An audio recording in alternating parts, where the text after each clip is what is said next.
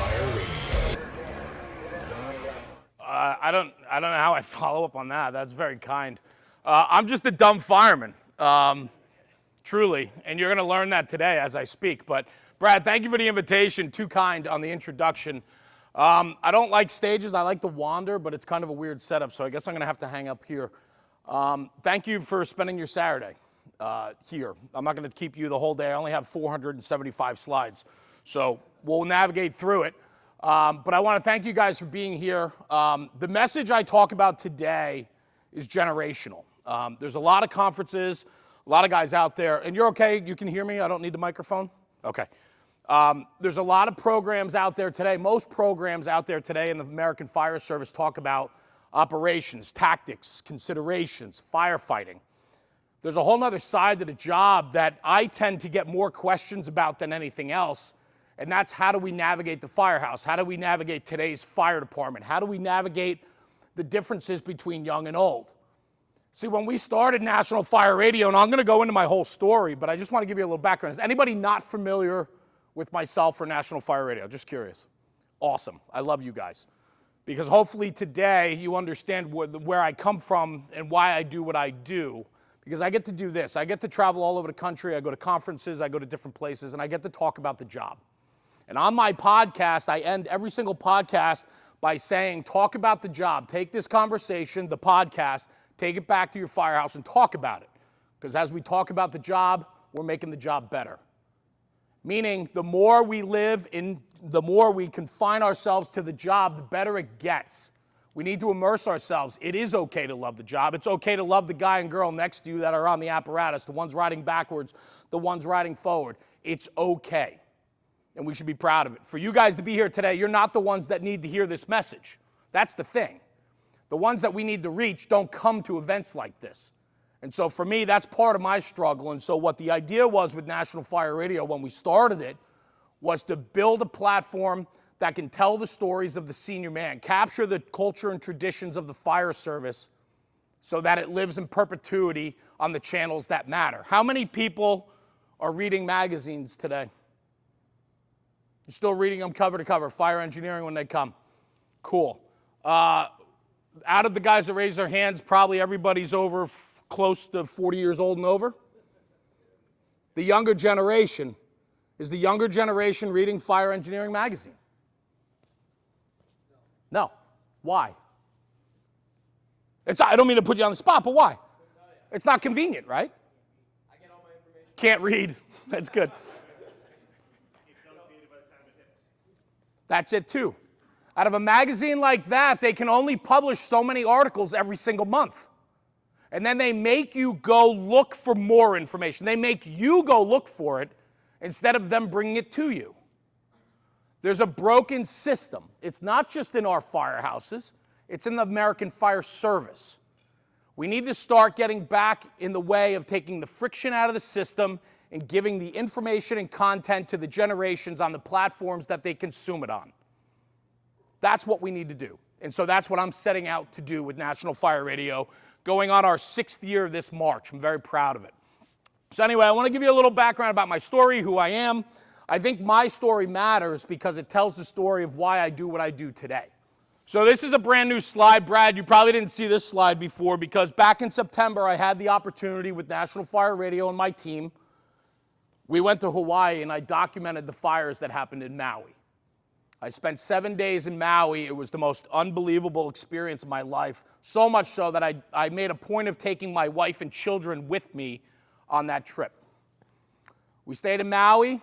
I interviewed firemen, civilians, victims, politicians, cultural leaders. The diversity in the Hawaiian culture is amazing. The lifestyle they live is amazing. We need more of that aloha spirit in the fire service. They talk about order. The Hawaiian culture is super important to me as I immersed myself in their culture and in their lifestyle.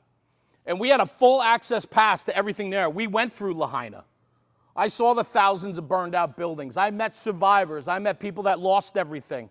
I met guys on the Maui Fire Department, and you can listen to it on our podcast. We interviewed a lot of them where they talked about the worst day of their life and they thought they were going to die.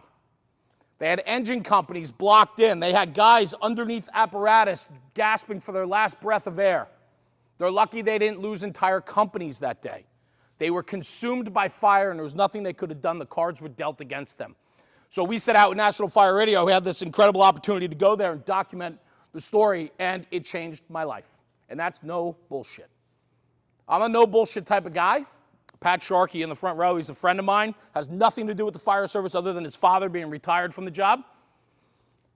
He came down to see me because he lives up this way. He's part of my other side of my life, and I'm going to talk about that in a minute. But he'll tell you that I'm different because of that experience. I have my beads on my wrist. It reminds me of the guys that I met there every single day. And that was something important to me.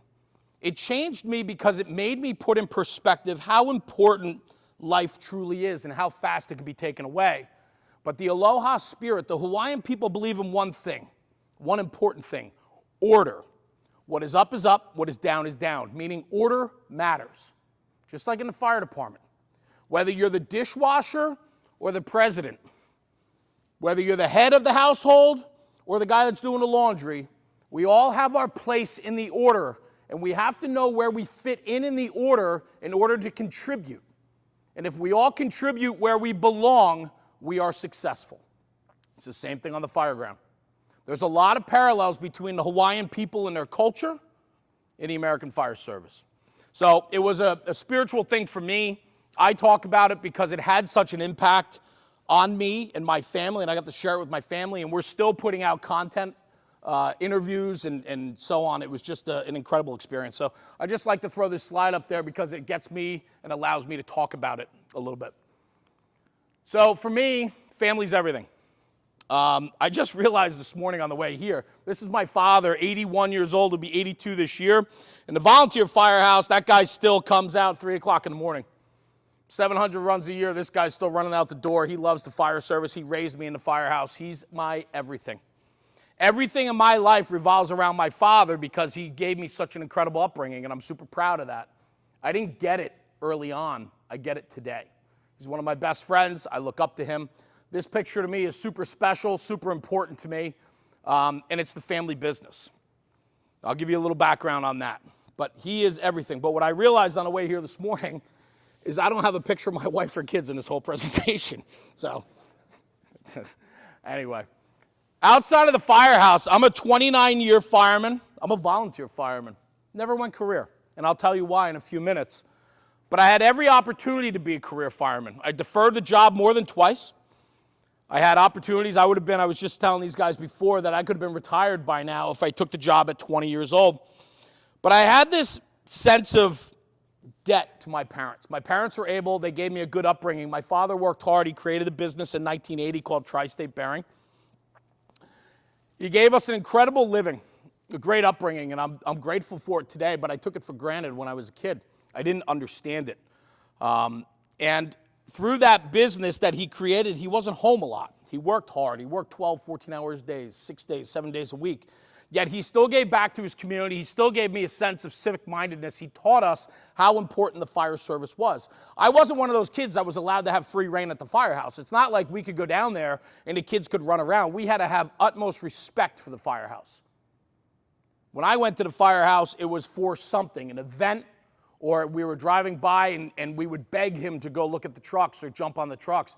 But I didn't have the relationship at the firehouse growing up where I could just walk in and have free reign of the place. We had to carry that place with much respect because he did. That was his place.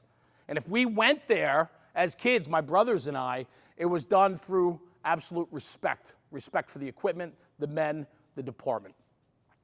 So my father was my everything. This is the family business. I felt indebted to him. I went off to college. They were able to pay for my college. I didn't have any student debt. They took care of me. They provided me an incredible living. And in return, I had every opportunity to get hired. But I felt that at the time, it was selfish to take the job.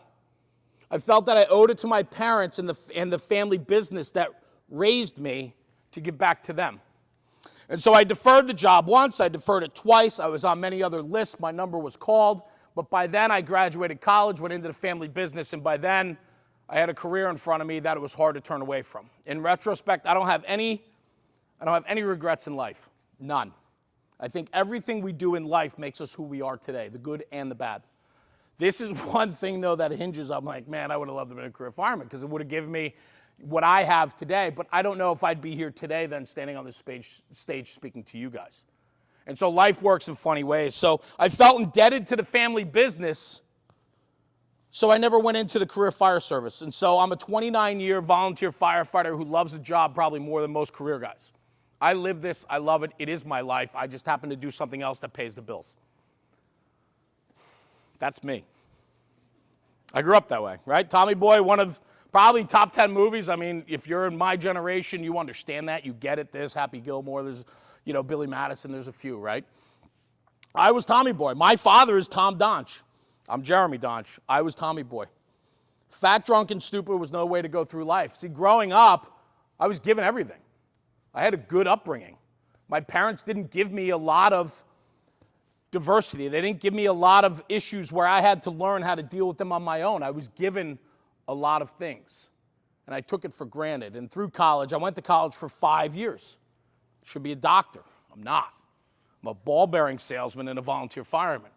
But the fun part about that was when I went to college, I had the opportunity to ride in an incredible combination fire department. And if I didn't want to go out drinking, or I didn't want to go to the bar, or I didn't want to hang out at the frat houses, I'd go up to the firehouse and we'd catch work every Friday, Saturday night. It was a busy department and we went to work back then. And so it was fun because I navigated the fire service in a combination department being treated as an equal, being treated as one of them, as one of the career guys. And that's what the first impression I had of me was. This was a job, and it doesn't matter what hat you wear.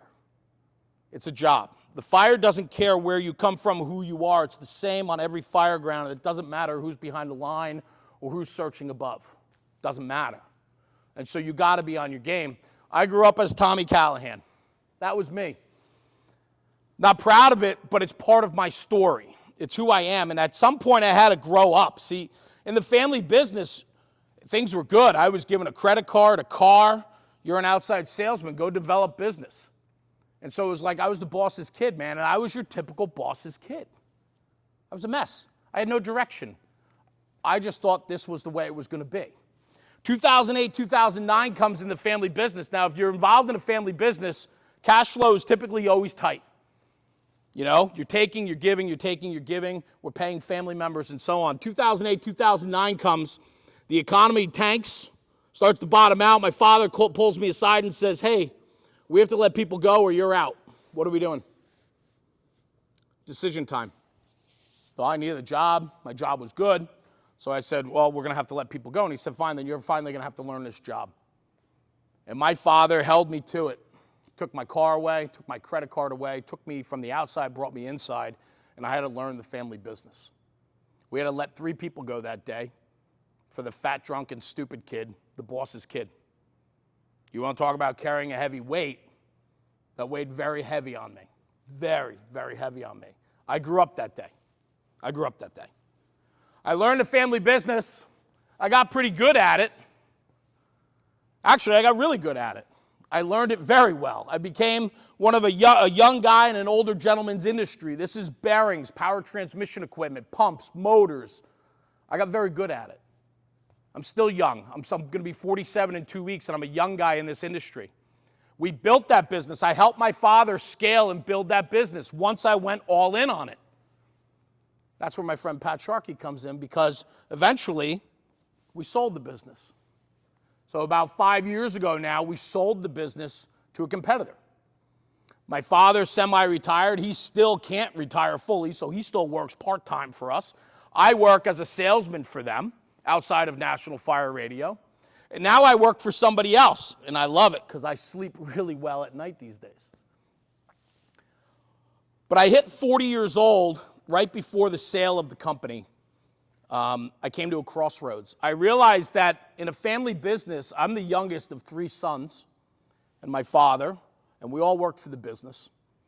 And I was the guy that was making all the decisions. I was the guy that was running the day-to-day. I'm the youngest of 3 brothers, and I'm in charge. That's not easy. Not easy at all. And in fact, my 2 brothers are also in the firehouse with me. So my life was always around family. It's hard because now the last thing you want to do is have a barbecue with them. The last thing you want to do is have a holiday with them because all you do is see them all the time. So I came to a crossroads, 40 years old. I looked at my wife and I said, I'm getting burned out at the family business. I don't know if I want to continue to do this. I feel like I missed my calling with the fire service, being a career fireman. And my wife looked at me and said, what do you want to do about it? And I said, well, I think the fire service is missing.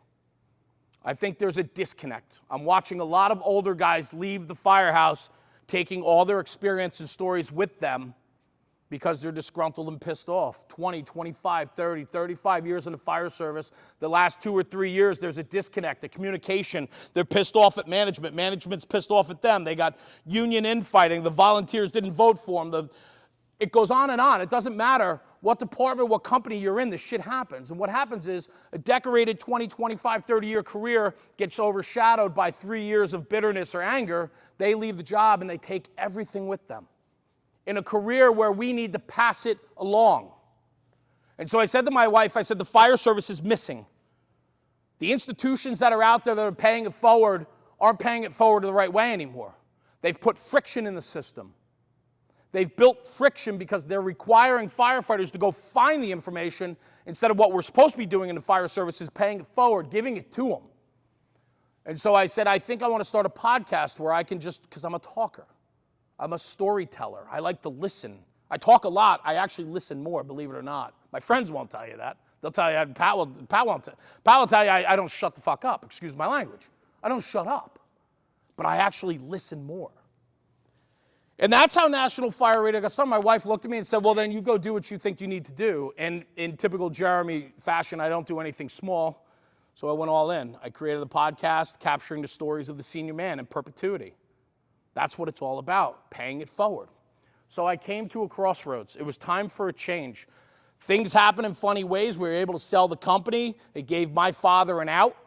I had zero ownership in the family business. I didn't collect a dime on the sale of the company. It was all about my father. I felt indebted to my father. I worked for the family business because I felt indebted to my father. I owed him for the upbringing he gave me, for the education he gave me, for the years he let me be a slacker. And then he finally held me accountable. Huge life lessons there for me, huge. So what does National Fire Radio start hitting on it? And that's exactly what it was. It was a change in my life, 40 years old. I need a change. I love the fire service. What can I do to give back to it? It's very hard to start over in a career fire job unless I go down south. I can go work in Carolina tomorrow. I can go work in Texas. They're hiring like crazy and there's no age restrictions. I'd love to do that, but my family's rooted. My kids are rooted. So I can't go do that. I can't take my salary today in New Jersey and take it down and make $35,000, $37,000 a year as a starting career fireman. It just can't happen. I don't care how much your passion and love for it is. I just can't do it. So I found another avenue where I can give back, where I can find my niche in the fire service, where I think I can tell stories, broker conversations, and light a fire under the fire service again to get excitement about the job going and paying it forward. And so that's what National Fire Radio is all about. And then it grew from there. It was a podcast capturing the stories of the senior man in perpetuity, forever. Once we document it, they can leave, but we still have their stories. Storytelling is so important in the fire service. It matters. That front bumper talk, that back tail talk, that kitchen table talk, that stuff matters more than we all know. From there, it scaled because I don't do anything small, like I said. And so from a podcast, it turned into a social media platform. Social media platform turned into a media marketing company. I work with some of the largest manufacturers in the American Fire Service doing media scopes for them, marketing projects, explaining to them how to sell to firefighters. See, the funny thing is the largest multi-million-dollar companies, 500, $1 billion companies in the fire service, big apparatus manufacturers, their marketing departments are made up of people that aren't firemen. So how the hell do they know how to sell? How do they know how to brand and market? And so we found a niche in that, and that is a big part of what we do. So a lot of what we do with National Fire Radio is not even seen. A lot of it is behind the scenes working with a lot of manufacturers, a lot of fire departments and things like that. There's a word up here, authenticity. You're going to hear that today a couple times. From the get, the only way this was going to work for me was being 100% transparent and 100% authentic. And I think that's what fuels the success of what National Fire Radio is today. It's because I don't pull any bullshit. We don't embellish. I don't embellish my history, my career, who I am. I'm proud to be a volunteer fireman. I'm talking to a room full of paid guys, probably. There's probably only a couple volunteers in here. So a lot of guys could be like, oh, turned off by it. That's fine, but it's my story. But I still love the job just as much as you, if not more. And so if we can get past that paid volunteer thing, we can find common ground because, again, that job doesn't discriminate. That job doesn't care who you are. That job just wants to burn, and it's our job to put it out. Authenticity matters, and I challenge all of you in your firehouses, in your fire companies, in your personal life. Be authentic, be transparent, be a good person. Community and delivery, we're all about community. I think community matters. Community matters more than anything. We need to build a positive atmosphere and a good community. National Fire Radio prides itself on that. We build a podcast community. We build a social media community. We're always trying to pay it forward through our content. We're always trying to educate and better the fire service, whether it's a simple conversation or a picture of an apparatus. Whatever we're doing, there's intent behind it. There's an intent to make the job better. This one is important to me. 16 to 36. And this is where this conversation goes. It's a generational conversation between young and old, and that's really where this program heads now. We need to look at the next generation in a positive light. I don't care what your feelings are. I don't care about any of that. But this job has to continue forward. It's never going to be the same, or it's never going to be what it was. It's always evolving and changing. And that goes in any industry, not just the fire service. And so we need to really look at our younger generation because they are the future. They are the decision makers. And we can say whatever we want about it, but there's finger pointing in both directions, but we have to embrace them. We have to find ways to get through to them. We have to find ways to talk with them, work with them, educate them about the traditions, the foundation of the job, because we do need to push this job forward. It's all of our responsibility to do so. Fully transparent, 100% authentic. Very proud of that. I stand by that. And in fact, any of the personalities or guys that we bring on have to be that way. I've had a couple guys pitch me on different ideas, and I just didn't feel it through them. We have different personalities, different shows. This year, actually, there's going to be a lot of new things coming out. We're going to have a live weekly variety show that's coming out that is going to represent so many different things about the fire service. It's a fun time. And we're allowed to take permissions now with the community that we've built. And so now we're really going to go after it this year. And I'm excited for that.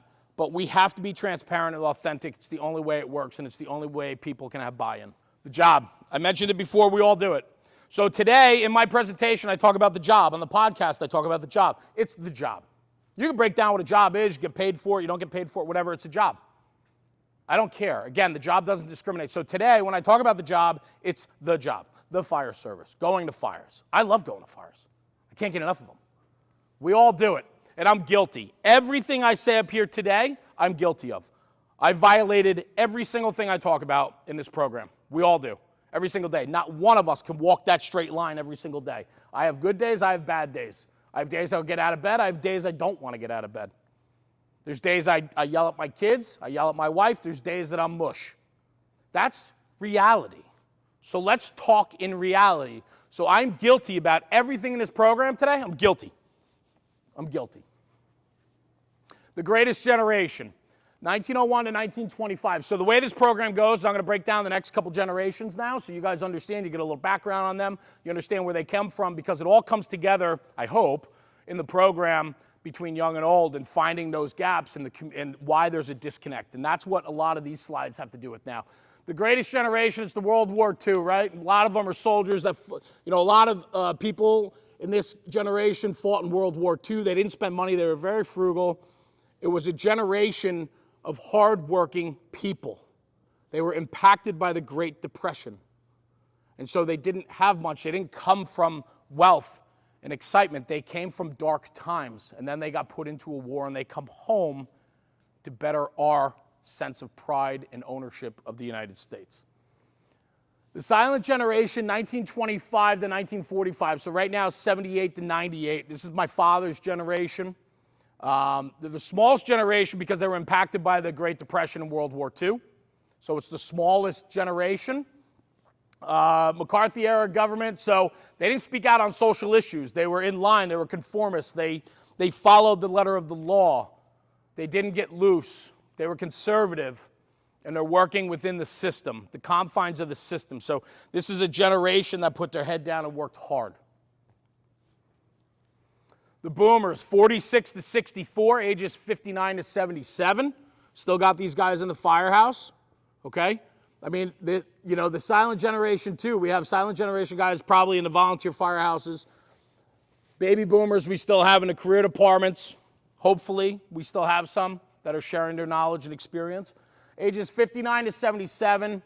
They're the most relevant generation in modern society. They're hardworking people. They're probably the first entrepreneurs, if you will.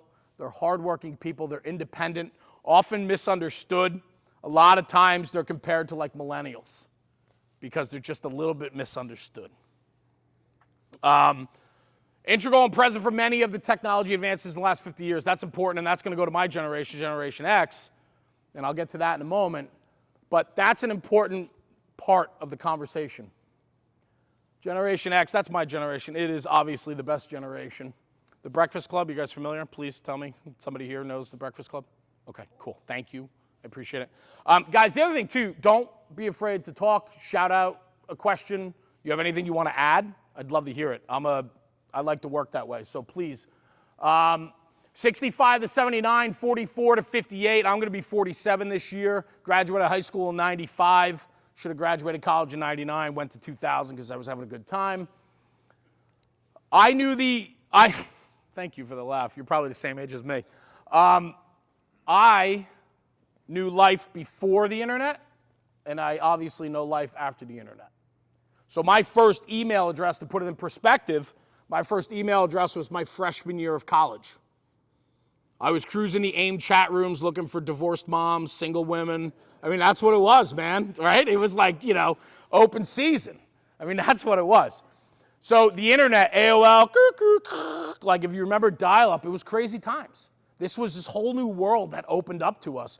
But I knew life before phones. I knew life before video game systems. We had Nintendo and Sega. I didn't have power, I'm not a big video game guy. PlayStation and Xbox. We didn't have any of that. We didn't understand that. I was playing Excitebike and like Mindhunter, like things like that. I wasn't playing these games of today. So what we find with my generation is we're the guys that typically can bridge that gap because we had our feet in both ponds. We understand before technology, the advancement in the internet, phones, things like that, but we also live that every single day now. What I found for myself was a lot of times in the firehouse, and I still do it today more than ever now, I was always that guy that would take the old guy and the young kid and put them together. See, I grew up in the firehouse, right? I knew all the old guys. I looked at these guys like they were giants. I would come into the firehouse and just like stand there and look at the back and forth, the relationship, the ball busting, the way they talk to each other. And then as soon as those tones dropped, man, they went to work. And I was so impressionable by that. I was so impressioned by them. They were giants. They were pillars. And as a kid, that's all I remember are guys like Bruce Sutter, Kevin Clays, like guys that were larger than life in the firehouse. And that left such an impact on me that I wanted to be them. It was an amazing time. It was so impressionable for me. So I find it important that I knew their stories. I knew who they were. I knew where they came from. I know the fires they went to. I know their stories. I tell their stories today. They're long gone. I tell those stories today, but I'm also that guy that grabs the 18-year-old kid and drags him over here and says, you got to talk to him. You got to tell him this story, and you need to listen. We need to bridge that gap. We need to make that connection. Now more than ever, it requires us to work harder to make that bridge, to make that happen. So my generation, we serve as a bridge. So other generations can connect because we're familiar with that. We understand it. Millennials, often misunderstood. Quite common, like my father's like, damn millennials. I'm like, you don't even know what a millennial is, right? He's 81 years old. He's blaming millennials. I go, who's a millennial? I go, how old are they? He's like, those young kids. Like, Dad, this is a big problem. It's a misconception. Millennials are born from 80 to 94. So millennials are 29 to 43. If you ask most older people how old's a millennial, they're like 25, 22. They're millennials, right? We blame everything on them.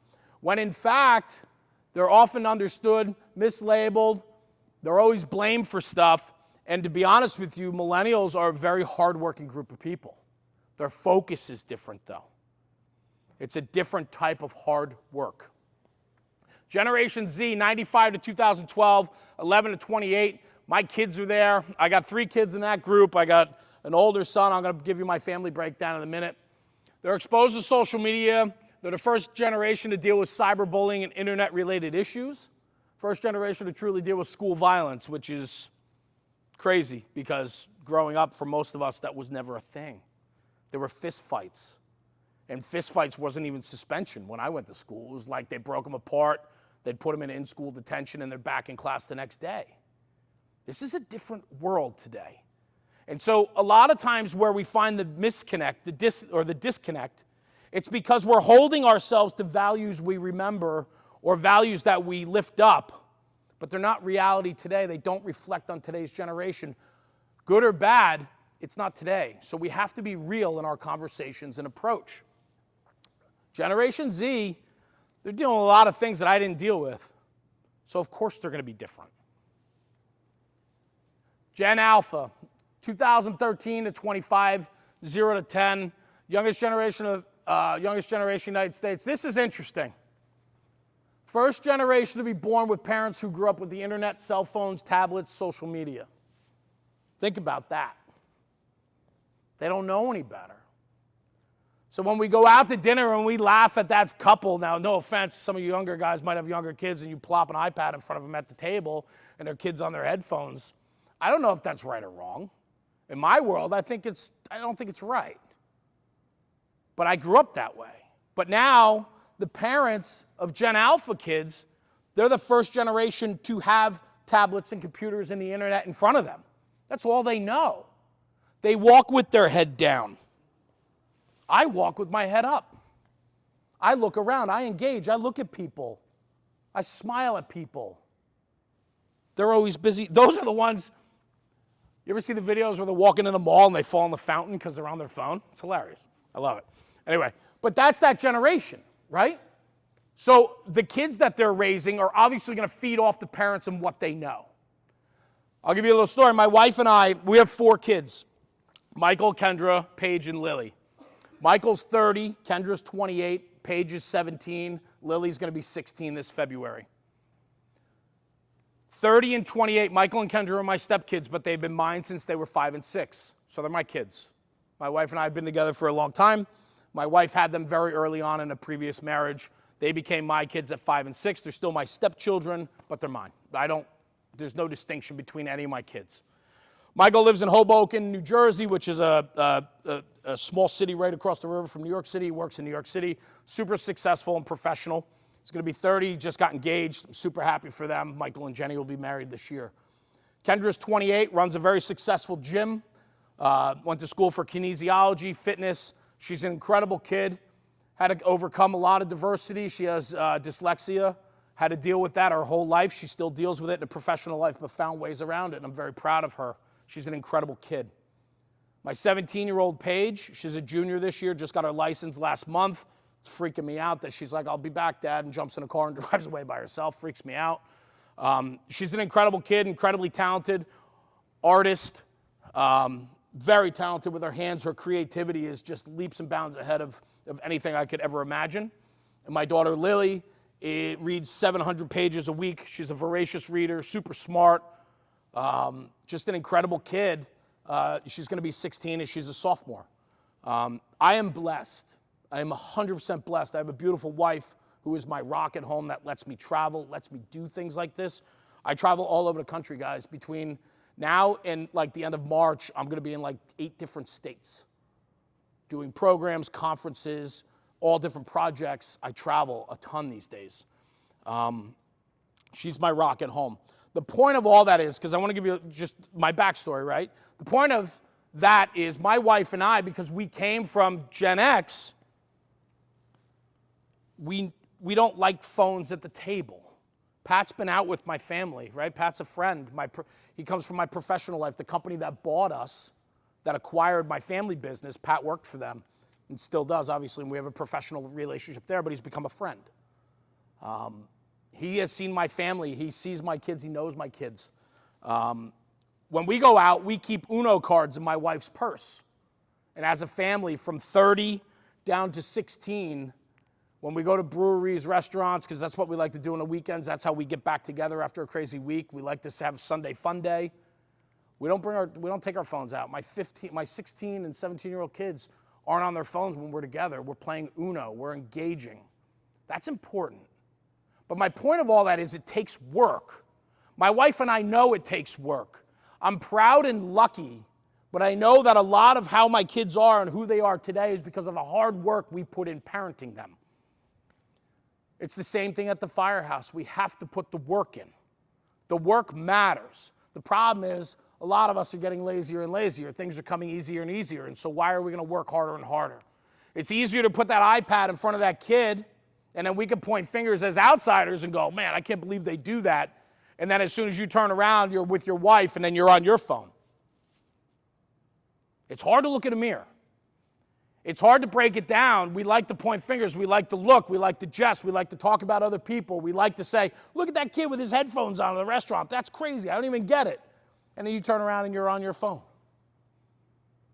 I don't know. I don't know what's right and wrong. I don't know how we get to judge. What I know is how I want to run my house. How I know is how I want to raise my family. How I know is I want to raise the guys in my firehouse and give them the foundation and tools to use them to the benefit of the fire company, the mission over me. We're going to get to that. What we all share in common, though, is one thing. We're Generation Firefighter. Whether it's the world's greatest generation, the World War II vets, to Gen Alpha and everybody in between, if you're in the fire service, we have one common theme. We're all in the fire service. We're firefighters, and when those tones drop, that engine and truck go out the door, we have a job to do, and it doesn't matter how old, what color, what religion, what your personal problems are. All that shit stops at that door, at that threshold, because we have a job to do, and the people that we serve and the people that we go out for, the people that we're there to protect, don't give a shit about anything else. They just care that we show up and do our job. So the boss riding in the front seat, to the senior chauffeur, to the guy riding backwards, 18, 54, and 36. There's no difference between the three of them, right? We're all the same person because we're Generation Firefighter. We're all firefighters. So age doesn't matter. None of it matters. So why does it matter then when the truck's not going out the door? Why do we make an issue of it when we're sitting at the table? Why do we make an issue of it as soon as we leave the firehouse, we're on our phone bad talking, bullshitting about one of the guys or something that happened? Are we not willing to put the work in? I don't know. Understanding and mutual respect goes a very, very long way. Old, middle, thank you, I'm still middle, young. Age doesn't matter. This sound familiar? Shut up, old man. I've heard that story 1,000 times. Joe, I don't want to hear it anymore. Joe's over here telling his story, and you're like, tired of it. You're outdated. You don't know. Stupid kid. Always asking why. Why do these guys have to ask why? Why do they have to know everything? Can't they just blindly trust the system? Can't they blindly trust me? I don't know. Because they grew up in a different generation. Maybe they grew up in a generation where they were taught mistrust of the system. Maybe the system's letting them down. Maybe our fire departments are letting our people down. We ever think of that? We like to think that we want everything from our people. We require unconditional faith and love of the fire department. We need everything from our people, whether volunteer or career, when they walk through the door. We need everything from them. Does the fire department give them everything back in return? Is it a mutual relationship? Or maybe there is some distrust built in because they've been burned, they've been hurt. It's real conversations. That's what we need to have. And so whether it's shut up old man or stupid kid, there's a disconnect. There's a disconnect. We all have in common we love to blame. Looking in that mirror is super hard. I have it. This morning you get up in the hotel and you get in the shower, you're still half asleep, you get out of the shower, you're awake, you slide open the curtain, and there's that big-ass mirror standing in front of you, right? And then it's like, whoa. Not only do you like, oh, I shouldn't have had that last night, right? You look like hell. But you also have to look inside yourself. That mirror is right there blaring at you. You're looking in the mirror. Do you like what you see? Can you even look at yourself in that mirror? I know a lot of people that live double lives. I know a lot of people that say one thing and do another. I see it and hear it all the time. Again, I'm guilty of it. I'm not standing here preaching. What I am saying, though, is have honest conversation with yourself. Are you the person that you portray yourself to be? And we're going to get into that. We all share this in common. We love to blame. If you want to blame anyone, blame me. I'll take the blame for the whole American Fire Service. I don't care. Because the deal is this, right? We can blame each other, or let's find a third party to blame. It's even easier. Because when we blame each other, then there's infighting, we're fighting this and that. But if we can find commonality, let's blame the third party. So blame me. Blame the cell phone. Blame social media, the dreaded cell phone. Since it's arrived, the job's changed. I hear it all the time. That cell phone ruined the fire service. I remember years ago sitting in a chief's meeting, and the chief is blaming social media for the downfall of the American Fire Service. And I'm like, I'm sitting there, and listen, there's probably guys in this room that feel the same way. And I'm sitting there going, yeah, okay. Why? Because, like, somebody has to put the information into social media. So social media is just a new extension, a new way to communicate. It's no different than you picking up the phone, calling your buddy and bitching and moaning. It's just on a bigger scale. Why don't we start holding people accountable, not platforms accountable?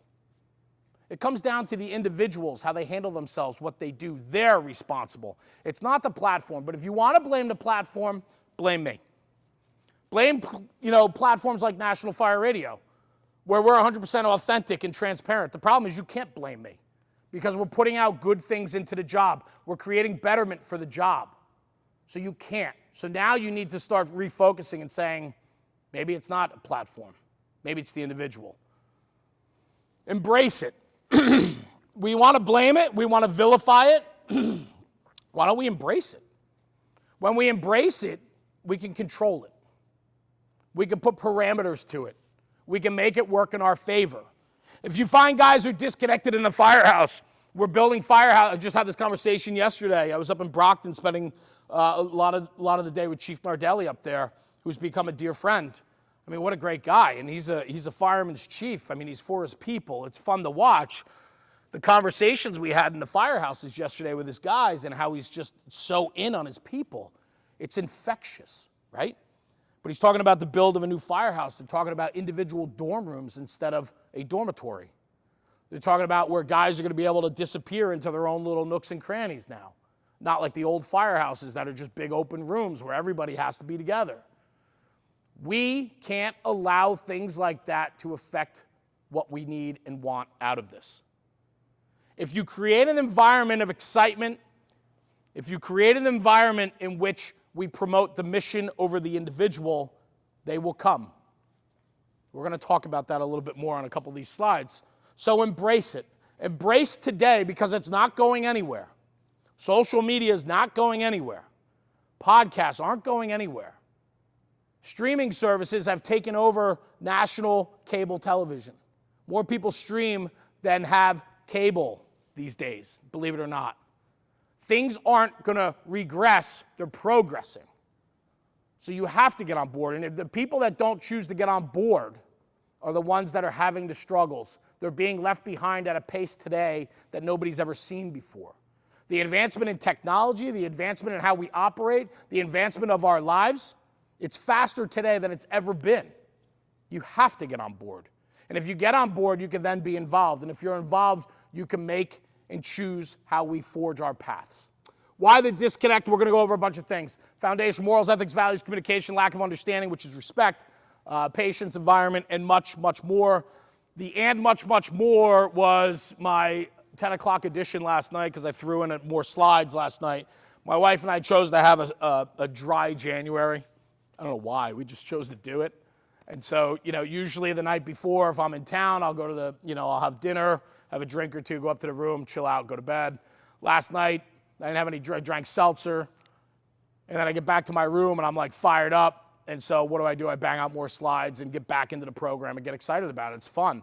And so anyway, so I included some more things into this program last night. Everything starts with the foundation, right? Solid versus shaky, right? You're building a home. I'm not a carpenter. I'm not a contractor, but I sure know this: if your home is built on a shaky foundation, it's going to crumble. You're going to have cracks. You're going to have problems. We need to start on a solid foundation, brick by brick, block by block. But the ground in which the foundation is built, we could build the most solid cinder block foundation, but if the ground below it is shaky, we're in trouble. So that goes from like municipality to the fire chief's office to the rank and file, right? Ground, foundation, everything above it. And so my point is with that, there's going to be times where the foundation is shaky. What do we do about it? We fix it. And if we don't, and we don't address a shaky foundation, an unsolid ground, the problem always compounds and gets worse. And so foundation matters. The chief's office, the message coming out of there, consistency, it matters.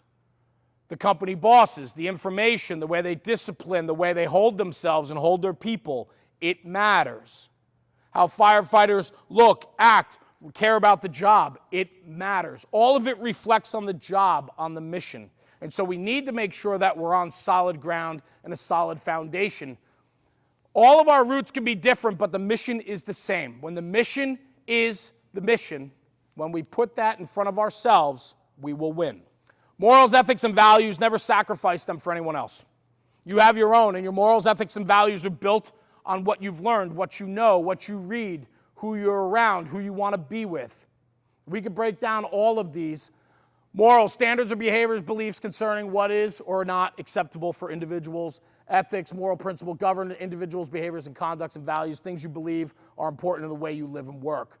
Finding commonality, finding the middle ground takes work. Doing the right thing is always doing the right thing. The problem is doing the right thing typically takes work, and doing the right thing typically makes you uncomfortable. In situations where you have to make the right decision, in situations where you have to do the right thing, and it's hard, or you're going to face a lot of backlash, sometimes it's easier to shrink away and not do the right thing.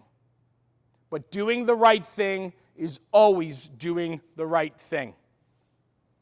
Don't ever sacrifice that. Don't ever sacrifice your morals, ethics, or values for someone else. Believe in who you are. Believe in the person that you are. Believe in the experience that you had. Everything you've done leading up to that point where you have to do the right thing has made you and allowed you to make the right decision.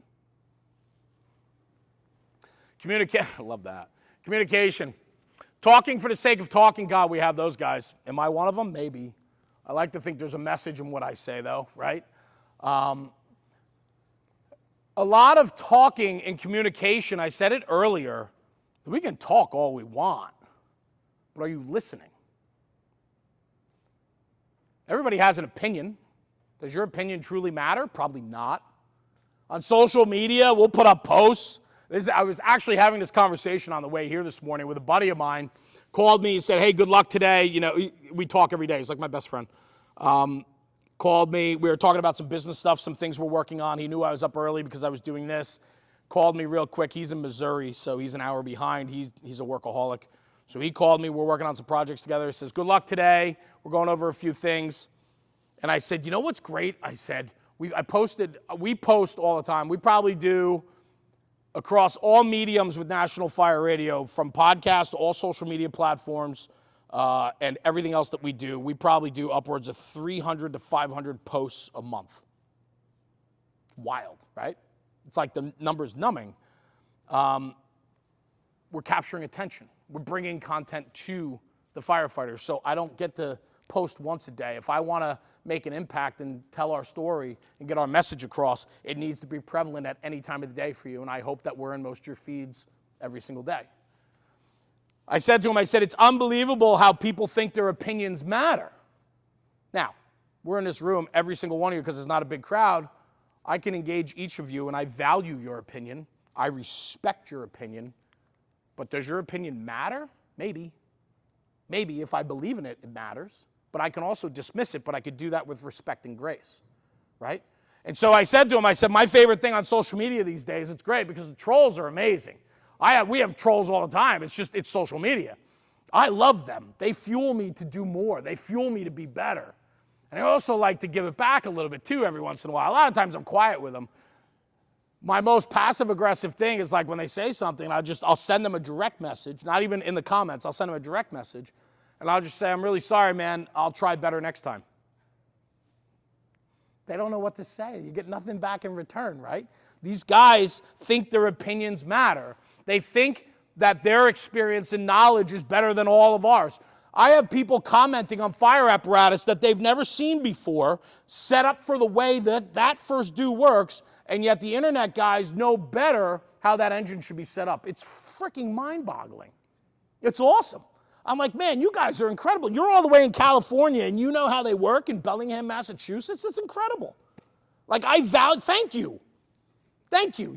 Thank you. You have solved the world's problems for me. It's wild, right? People think that matters. It gives them the ability, social media, the ability to disconnect, to remove yourself one removal over. So I don't have to say it to you anymore. I'll just send it to you passive-aggressively. That's a part of life. Let's get over it and move on. Let's embrace that and say, man, what a loser. I talk about losers. I talk about losers all the time because the world's full of them. We have winners and losers. That's it. What team do you want to play for? Who do you want to be? This is a new slide I put in last night. This one and the next one. I'm finding this more and more. I'm witnessing this myself. And again, I'm guilty of everything I do here. I'm guilty. I've dismissed plenty of people when they start talking to me. I know better. And in this polar world we live in today with politics, blue, red, Trump, Biden, whatever you want. I'm not even going down that road.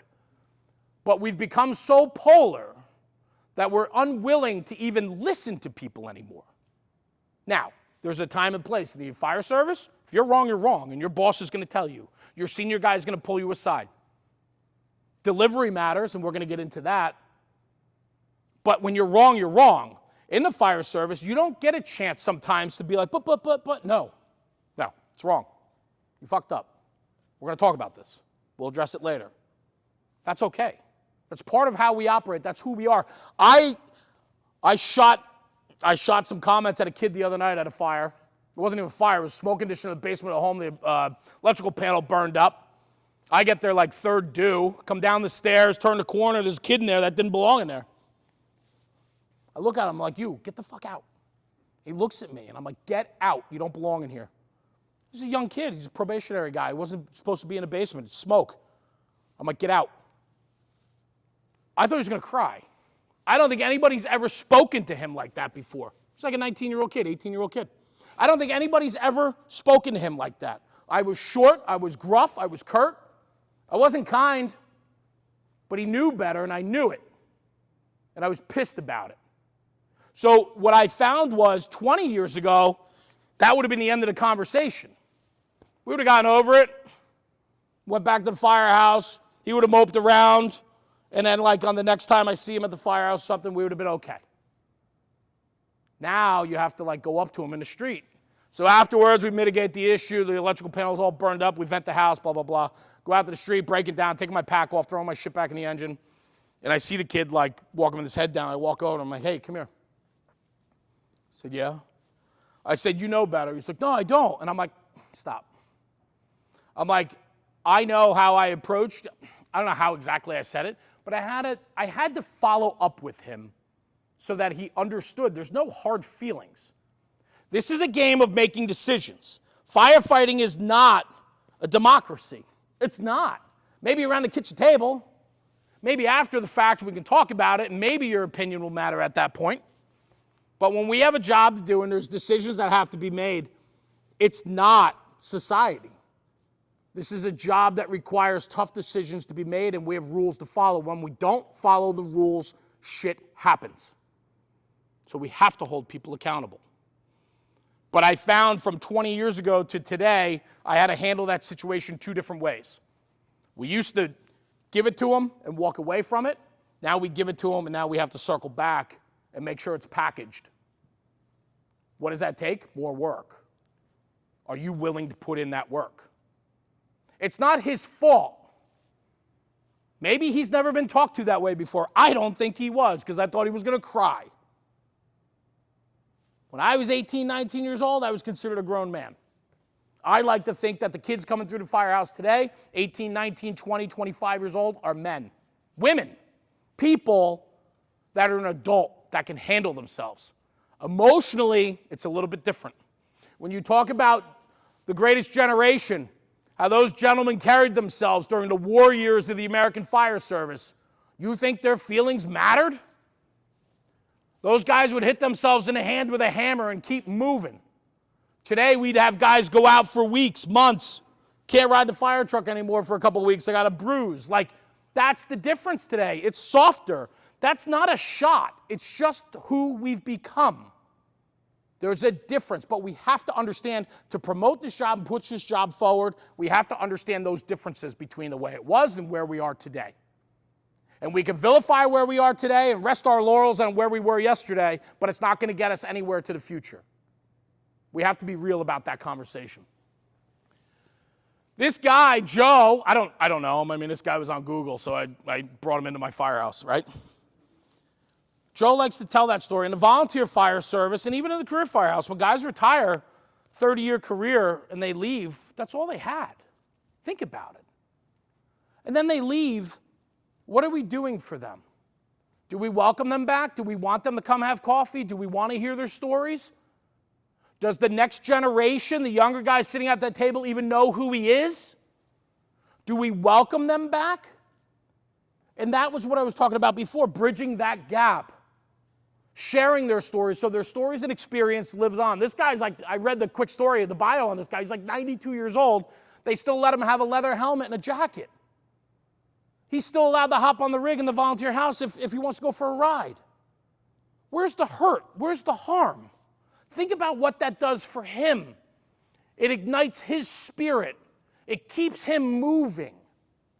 It makes him excited about coming down to the firehouse. Entertain him.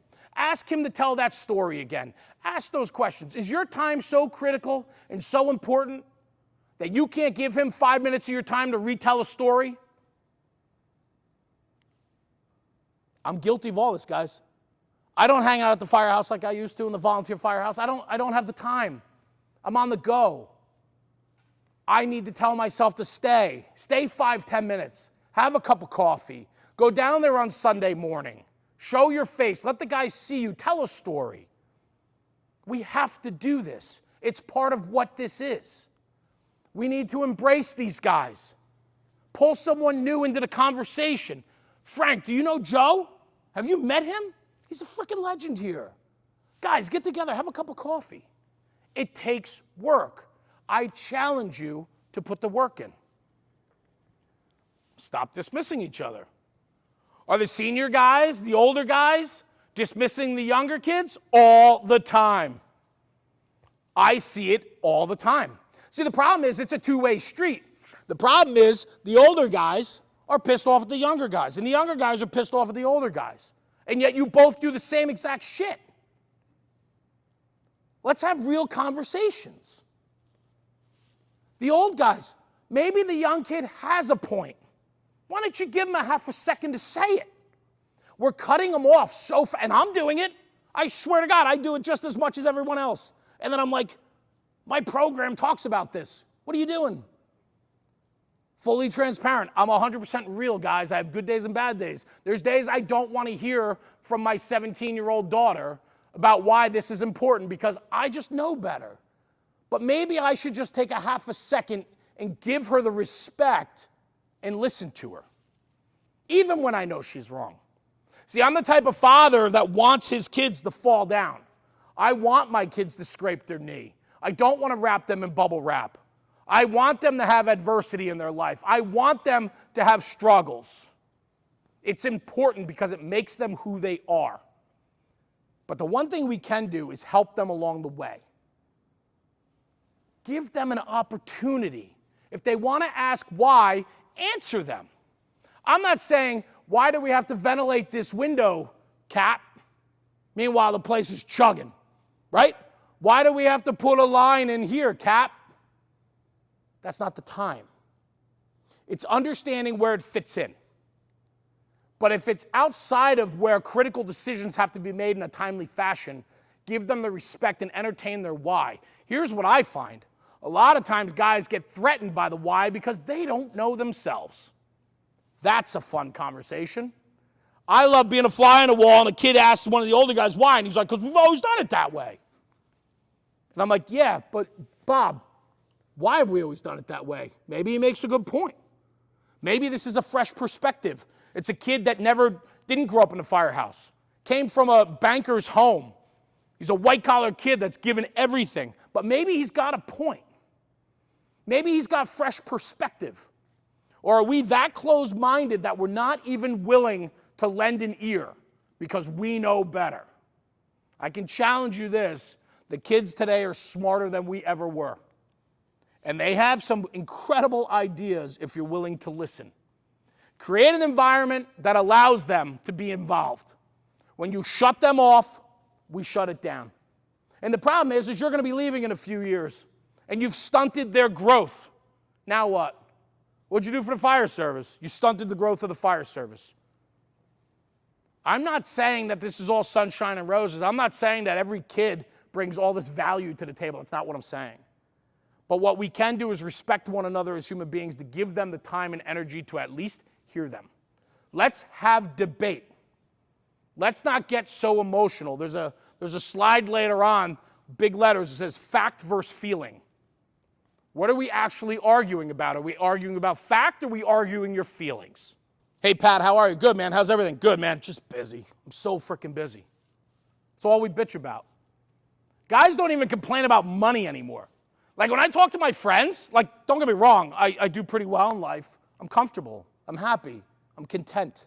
I would always like to make more money, of course. All of us would, right? Because we think money's freedom. Money's this, money's that.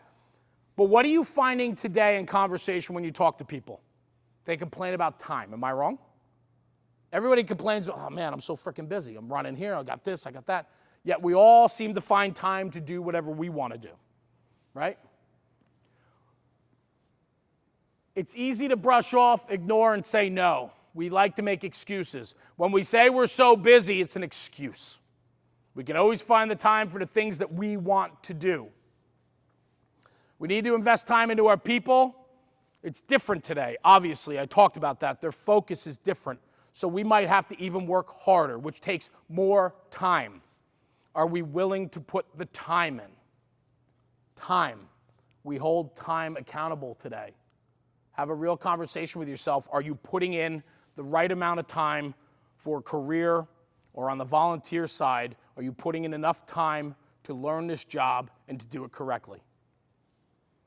Don't overvalue your time. If you can watch every single episode of Yellowstone, if you can take time off to do whatever you want, then it's about prioritizing what you want to do. It's not time. It's prioritizing what's important to you. So have that real conversation. It's not that I'm so busy I can't put in more time at the firehouse. It's I'm choosing something else over that. I've prioritized myself, my wants, my desires, my needs over the firehouse. Put it in perspective. That's real conversation. We can blame time, fault time. Is it actually time's fault, or is it yours because you prioritize something different? A couple things you said, right? Hard conversation. How many guys are willing to have that hard conversation? Yeah, good. We need more of them, right? I get into that a little bit where we have to be, and again, we talk about consistency, and you can't be consistent when you're focused on yourself. When you're focused on the mission, you can then have consistency. Consistency creates an organization and culture and mindset that is one way, and that's forward, right? Hard conversations are difficult. Now more than ever, we're not willing to have them.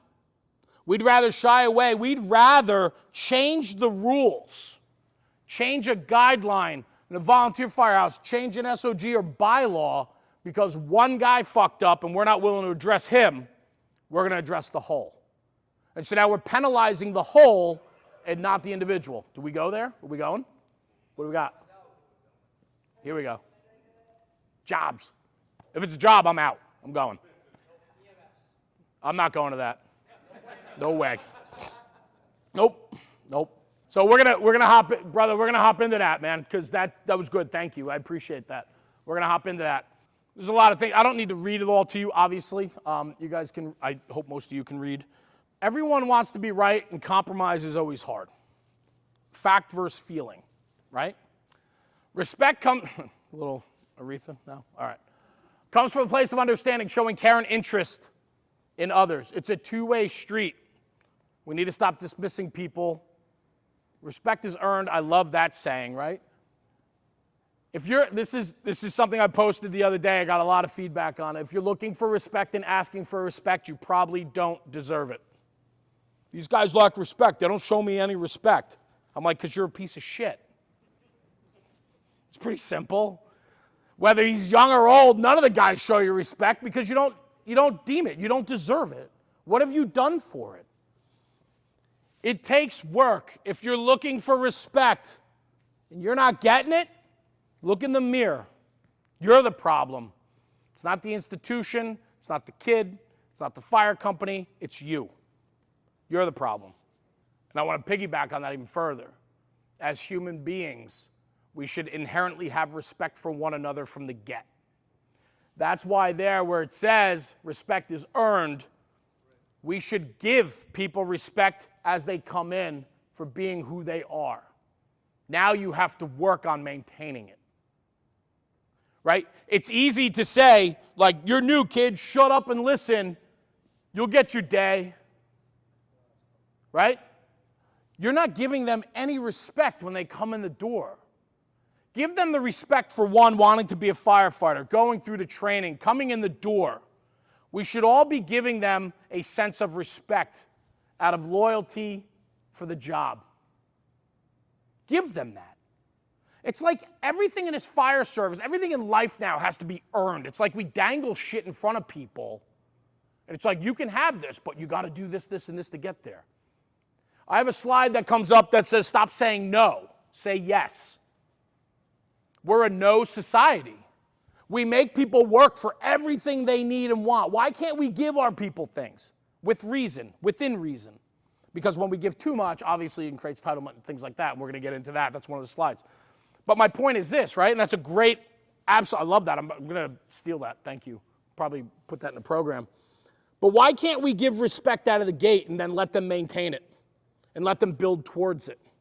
Why can't we do that? See, I love that, but I look at it a little bit differently, right? And I'll tell you why. They can come in the door, I give them all the respect in the world. The kid sits down, puts his feet up on the table, that respect's gone. The world's full of assholes. I'm surrounded by them. Spaceballs, I got to put that slide in here, right? Spaceballs, you know? Like, the world's full of assholes, right? How many assholes? Asshole, you know? Like, we have them all over the place. Any profession, right? Any profession has good and bad, right? The best and the worst. I want to give everybody and afford everybody the opportunity. Now, trust me, this is an internal struggle for me that with age comes maturity. I still like to think I'm super immature, but I also found that I am a totally different person today going at 46 years old than I was at 26 or 36 or 16, right? And so when they come in the door, give them the respect. But that's why I said they have to keep it, maintain it, earn it, right? Build off of it. You could do, like, I did a podcast. Oh, God. I can't. Andy Starnes. I don't know if you guys are familiar with Andy Starnes, teaches thermal imaging all over the country, premier guy in thermal imaging. He was on the podcast. He talks about deposits and withdrawals. It's like your bank account. You can only withdraw what you've deposited, right? So you can work off that. I think it's a great metaphor for what we're talking about, is you have to put in to maintain and grow the respect. And you can withdraw from that, and if you're withdrawing more, what happens? You create a deficit. You go in the red. When you're in the red, you're done. You can't do anything more. Deposits and withdrawals. So yeah, I agree with you, brother. I think respect has to be earned. We do get guys that come in the firehouse that are cocky. We do get guys that come in that don't want to do or comply or maintain a certain way that we expect from them. I get that. Not everything's black and white. There's a ton of gray. Just like in this world, in the firehouse, there's a ton of gray. It's how we manage and handle that gray is really what matters. And that's a slide where I talk about the thirds. There's a third and a third and a third. We're going to get into that, which tackles all that. So this one here piggybacks to what I said before, authoritarian. Is it really respect if you're telling me you must respect me? No, you're telling me I have to respect you. There's no inherent respect built in then. It's not their fault. How many guys cut their own grass? Ooh, that's good. Under 30 years old in this crowd, how many guys are under 30? You guys cut your grass? You do? Okay. Does he cut your grass? When he's home. That's good. You raised them right. You guys were raised right. Here's the thing, right? In my world, a lot of the kids, they don't know how to run a lawnmower. They haven't been taught. They don't do it. They have a landscaper. Somebody else handles it. They never had to run a chainsaw. They never had to cut up branches in the backyard, take a tree down. They never had to dig a hole. It's a different world. Firefighting is blue collar. There was this inherent belief and understanding that guys that were coming in through the door already had this skill set that they knew how to start an engine. They knew what two-cycle fuel was. Shit, we don't even mix our own fuel anymore, right? So, we're addressing that issue, right? But we have this inherent problem where now we have to do more. We have to educate further. We don't have people coming into your firehouses, into your departments with a skill set that we took for granted that most of us knew. Gen Alpha, Gen Z, they don't know combustion engines. What are we putting on our apparatus now? Battery. Why? Technology. Things are progressing. Our guys are stupid. They can't run, they flood saws. Think about that, right? So we're creating this environment because technology advances. We started with battery fans. And we're like, oh, this is cool. Then we went to battery extrication equipment. That's cool. We could do that. Yeah, okay. But we'll still keep a hydraulic one with the pump just in case, the battery doesn't work, right? Meanwhile, you guys spend your whole freaking day on this thing that runs on a battery. But when it comes to life safety, the battery's not going to work, so we're going to have to keep that hydraulic unit in the compartment. I get it. I'm fine. It's redundancy. Now we go to saws. And when the saws came out, it was like, whoa, guys. Battery-powered saws. What are we doing here? Forcible entry, ventilation? Can we rely on They're not going to have the same torque. They're not going to have the same cutting ability. We're going to run out. What do you do when you run out of a battery on the roof? Then what? And I'm like, what? What happens when you choke the saw out and smoke? How many guys have choked a saw out on a roof when it's puffing, right? What do you do now, right? Adversity, figure it out, overcome it, right? We vilify new. We vilify things that are new to us. We don't understand. We can't grasp it until it's shown to us 1,000 times over that it's okay. I love looking at these electric saws now. It's cool just on a tactical side, like the OV position. How nice is it to have a little cutoff saw that's a battery powered to do window bars, right? To do entry on rear doors. The guy that's running around can remove these items very quickly without lugging a big K12 with a carbide blade, right? Think about that. It's bettering the job. Easy web sling over your shoulder. The guy's carrying a small cutoff. Boom, boom. Padlocks, Bilco doors, window bars. It's fantastic, right? So it's making the job better. It's giving us a better tool to do our job. So we're progressing forward. Technology's coming along with the generations that are coming into the firehouse. We're vilifying them because they can't run a chainsaw to cut up the tree that fell down on Mrs. Smith's power line after the power company cuts it, right? I'm not even talking about cutting a roof. I'm just talking about a simple 14-inch bar chainsaw just to cut up a tree as a service call. And we're like, go take care of it. He's like, oh, it's crazy. But is it his fault? Of course we will. We'll hold it against him for two reasons. One, because we just want to hold it against him and bust his balls, but the other reason is like, oh, you should know. And then the next conversation is, yeah, but you never showed me. Or nobody ever took the time to explain. When we do our morning checks, I assume most of you guys do morning checks, right? Everybody should be competent with the equipment and the apparatus, right? So my point is this, we can teach and train. We'll show them how to run those saws because if they're going to take the roof position that day, they have to know it. We have to put the time in to educate. My point of this whole conversation to bring back around is it takes more work today because there's no framework from the get. Where they used to know how to choke a saw, start the saw, bring it back up, run it full, we're good to go, they've never even had a pull cord before. So we have to teach that part of it now too. We have to go one step further. And what does that do? It takes work. Are we willing to put in the work? Do we have the patience to work with them, to put in more work? Or do we just want to sit there and blame and point fingers? Which route do you want to take? It's a two-way street, right? So we should be asking. We should have an environment that allows them to ask. That's part of the problem too, right? Is if we don't have an environment that allows for that type of communication, we're faulting and we've created an environment that doesn't allow us to be conducive and good at our jobs because we're squashing, we're dismissing the question before they can even ask it.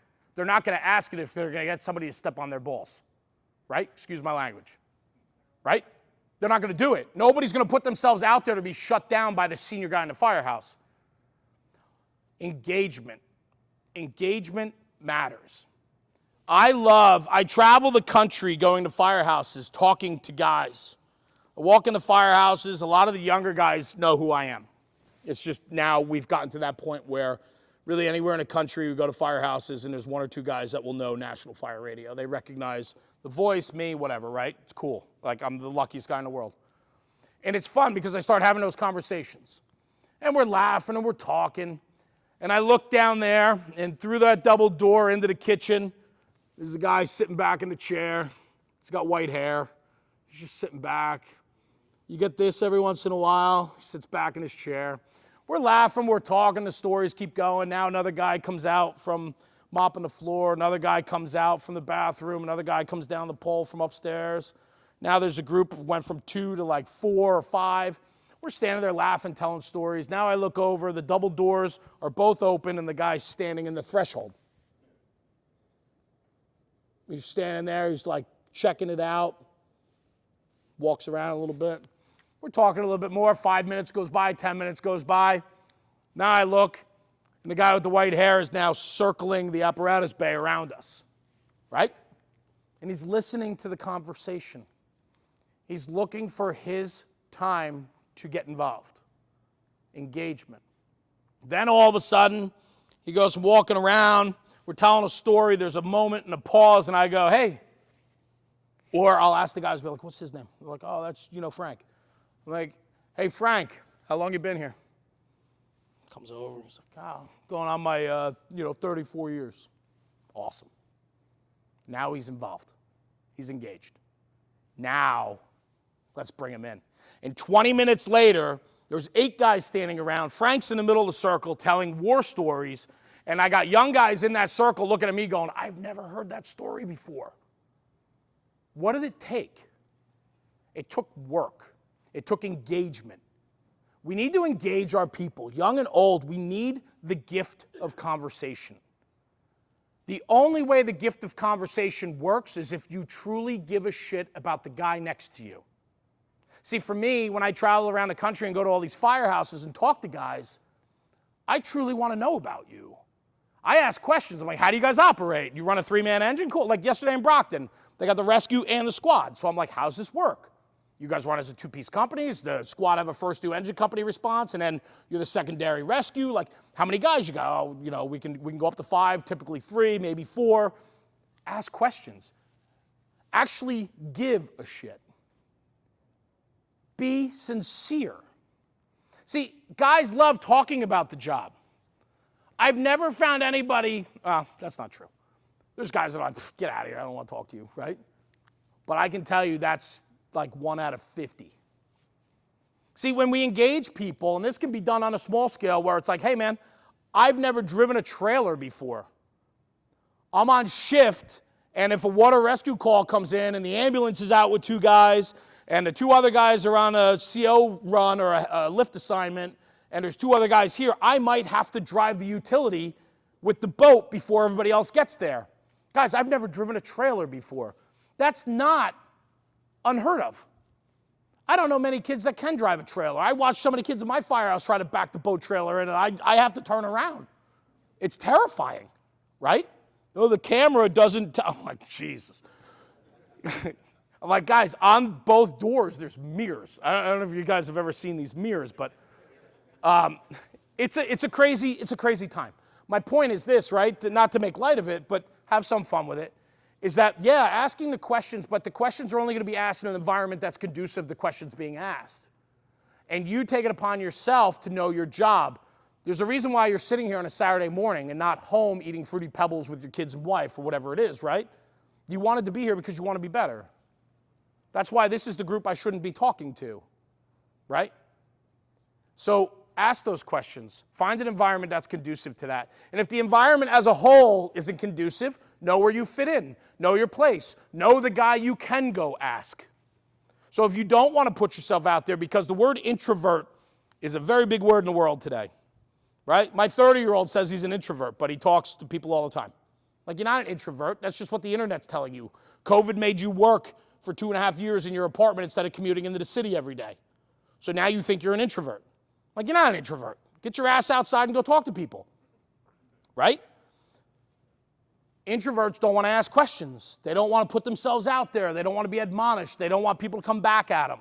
So if we have a positive place where you can ask that question, say, guys, I've never backed a trailer in before. Can you guys show me how to do this? Can you show me how to hook it up, lock them in, plug the electric connection in? Can you show me where the plug is for the boat? Can you tell me how to inflate it if you have an inflatable, the manual versus the automatic? Like, all those things. I've never driven a prop before. How do I drive this thing? Like, okay, I got my boat license. Great. It was a course. Now what? Those are all valid things.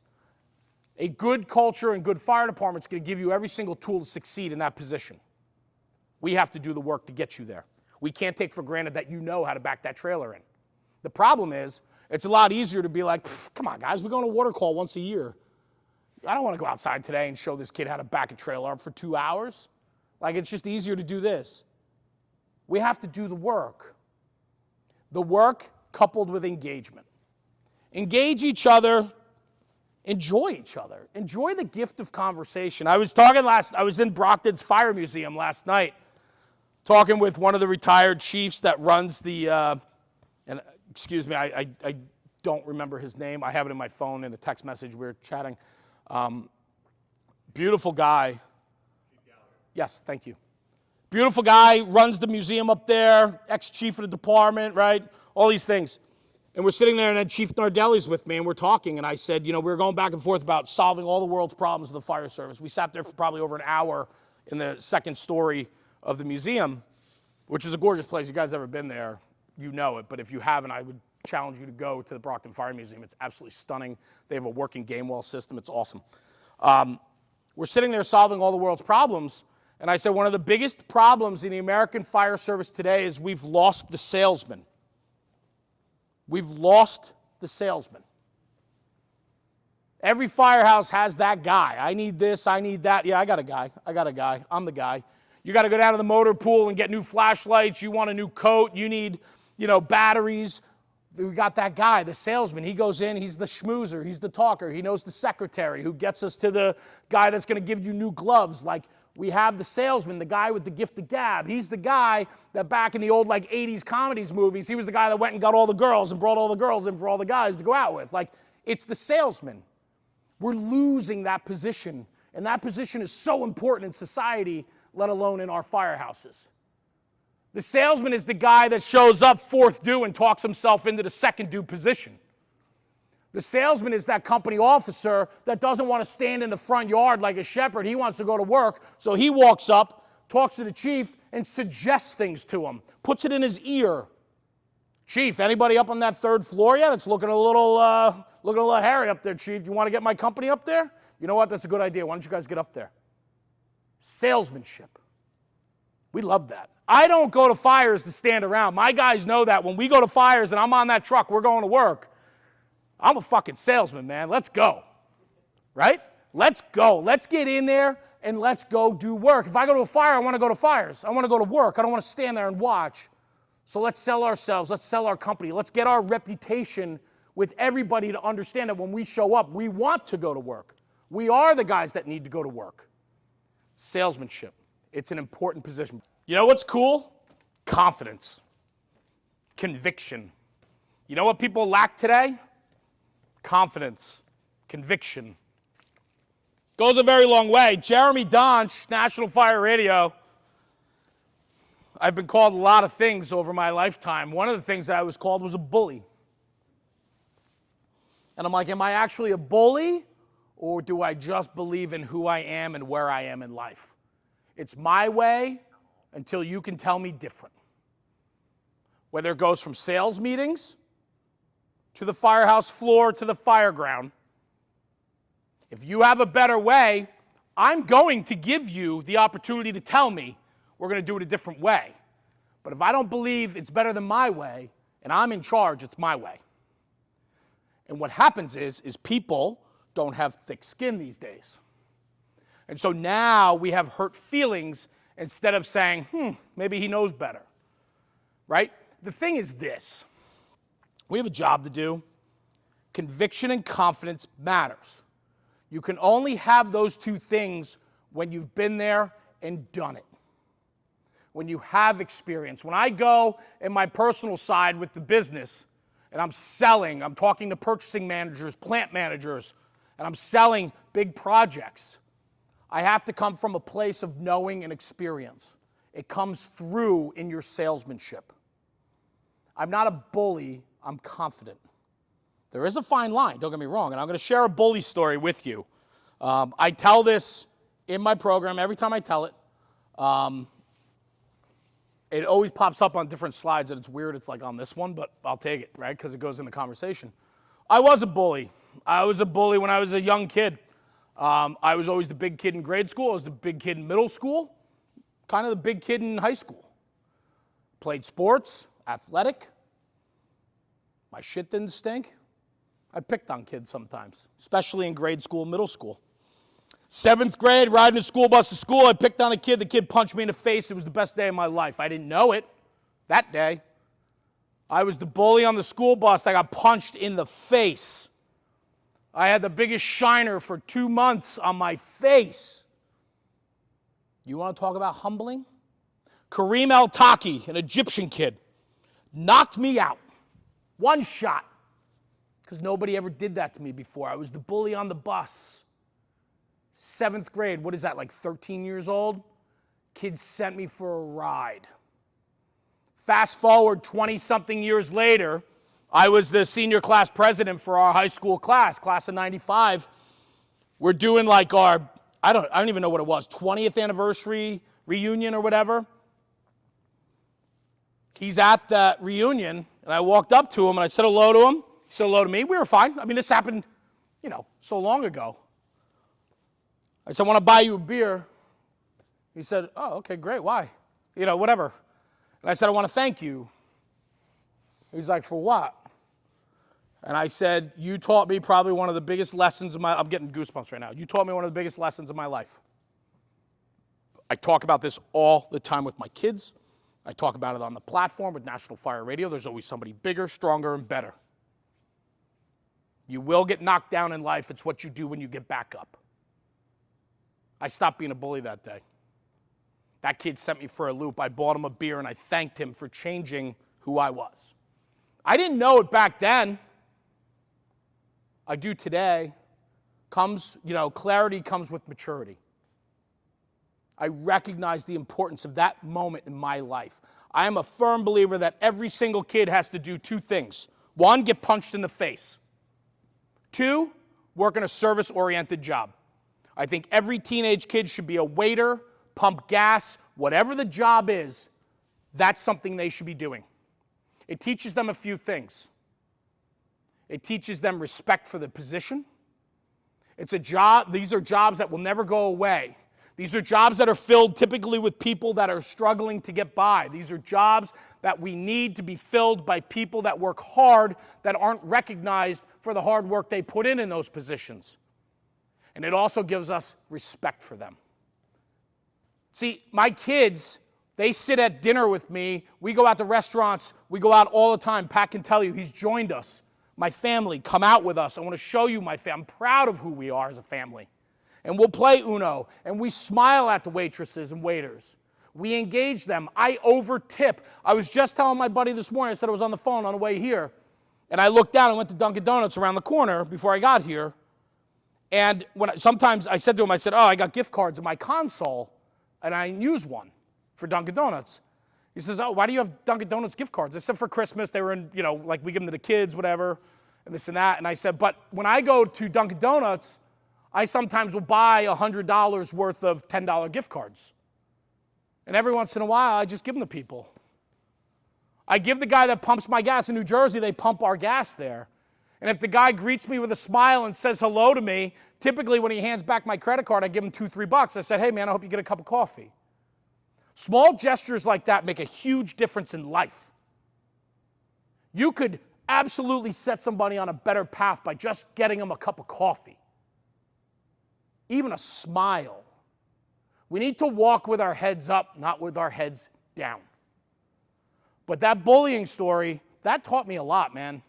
I lived that to this day, that was probably one of the most humbling experiences of my life.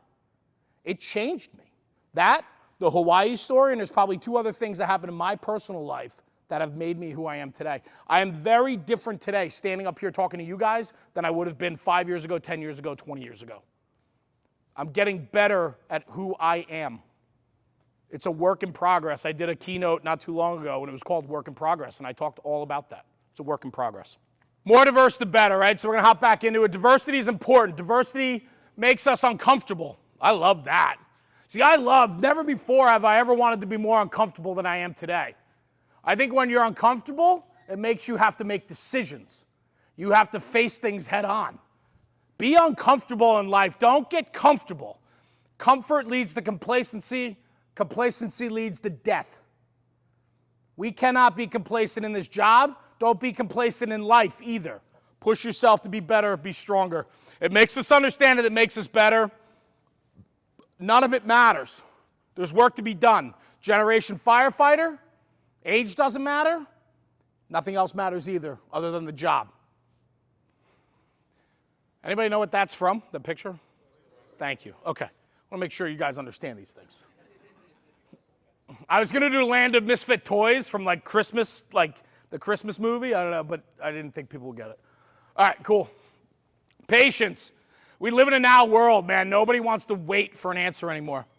We live in a world today where everything is at your fingertips. Pat and I go to the bar. We share a pint. We start talking sports. Who won the '84 World Series? And before we can even argue about it, somebody took their phone out and be like, oh, it was the Red Sox. I don't know if it was or wasn't. It's just you guys. I'm not a baseball guy. My point is this. Answers are immediate today. So what does that do? That translates to everything else in life. We aren't patient anymore. We're not patient. We want everything now. Well, what does that do then? Well, in the firehouse, I'm not going to wait for a decision. I'm not going to wait for the chief to come down and make a recommendation, or I'm not going to wait because I want an answer now. And so while we're waiting, we're doing our own thing. That's dangerous. It's contagious. We often don't let people finish their thoughts. That's dismissing debate. Easy is fast, so fast is easy, slow is hard. I love things fast, man. Like I go 1,000 miles a minute. But I've learned that with time, things get better. So have patience. The more patience you can put in, typically your return is better. Have patience. Career fireman, 20, 25, 30, 35 years. This is not a job that happens overnight. In the volunteer service, 50, 60, 70 years in your volunteer fire companies. This is not a short-term job.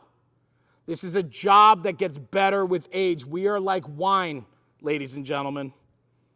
A fine wine takes time. We got to caress it, love it, take it in, let it breathe.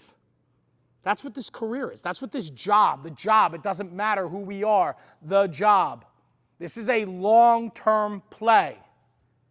You're not going to be the best fireman overnight. It's never, ever going to happen.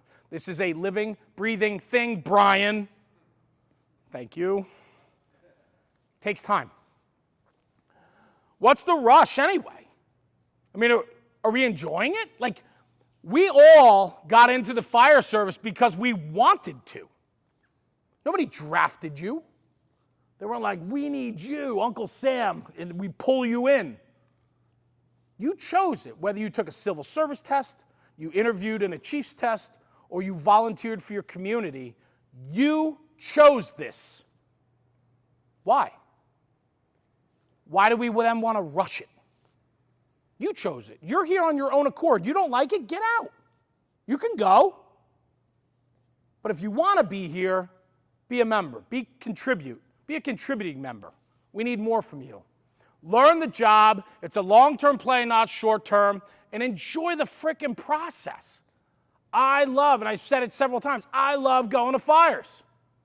I watched the chief yesterday. Chief Gallagher, he was telling me that he misses going to fires. He was telling me about so many fires he went to up in Brockton. He still lives that. He loved it. He enjoyed it. It's who he is. Why rush that? Enjoy it.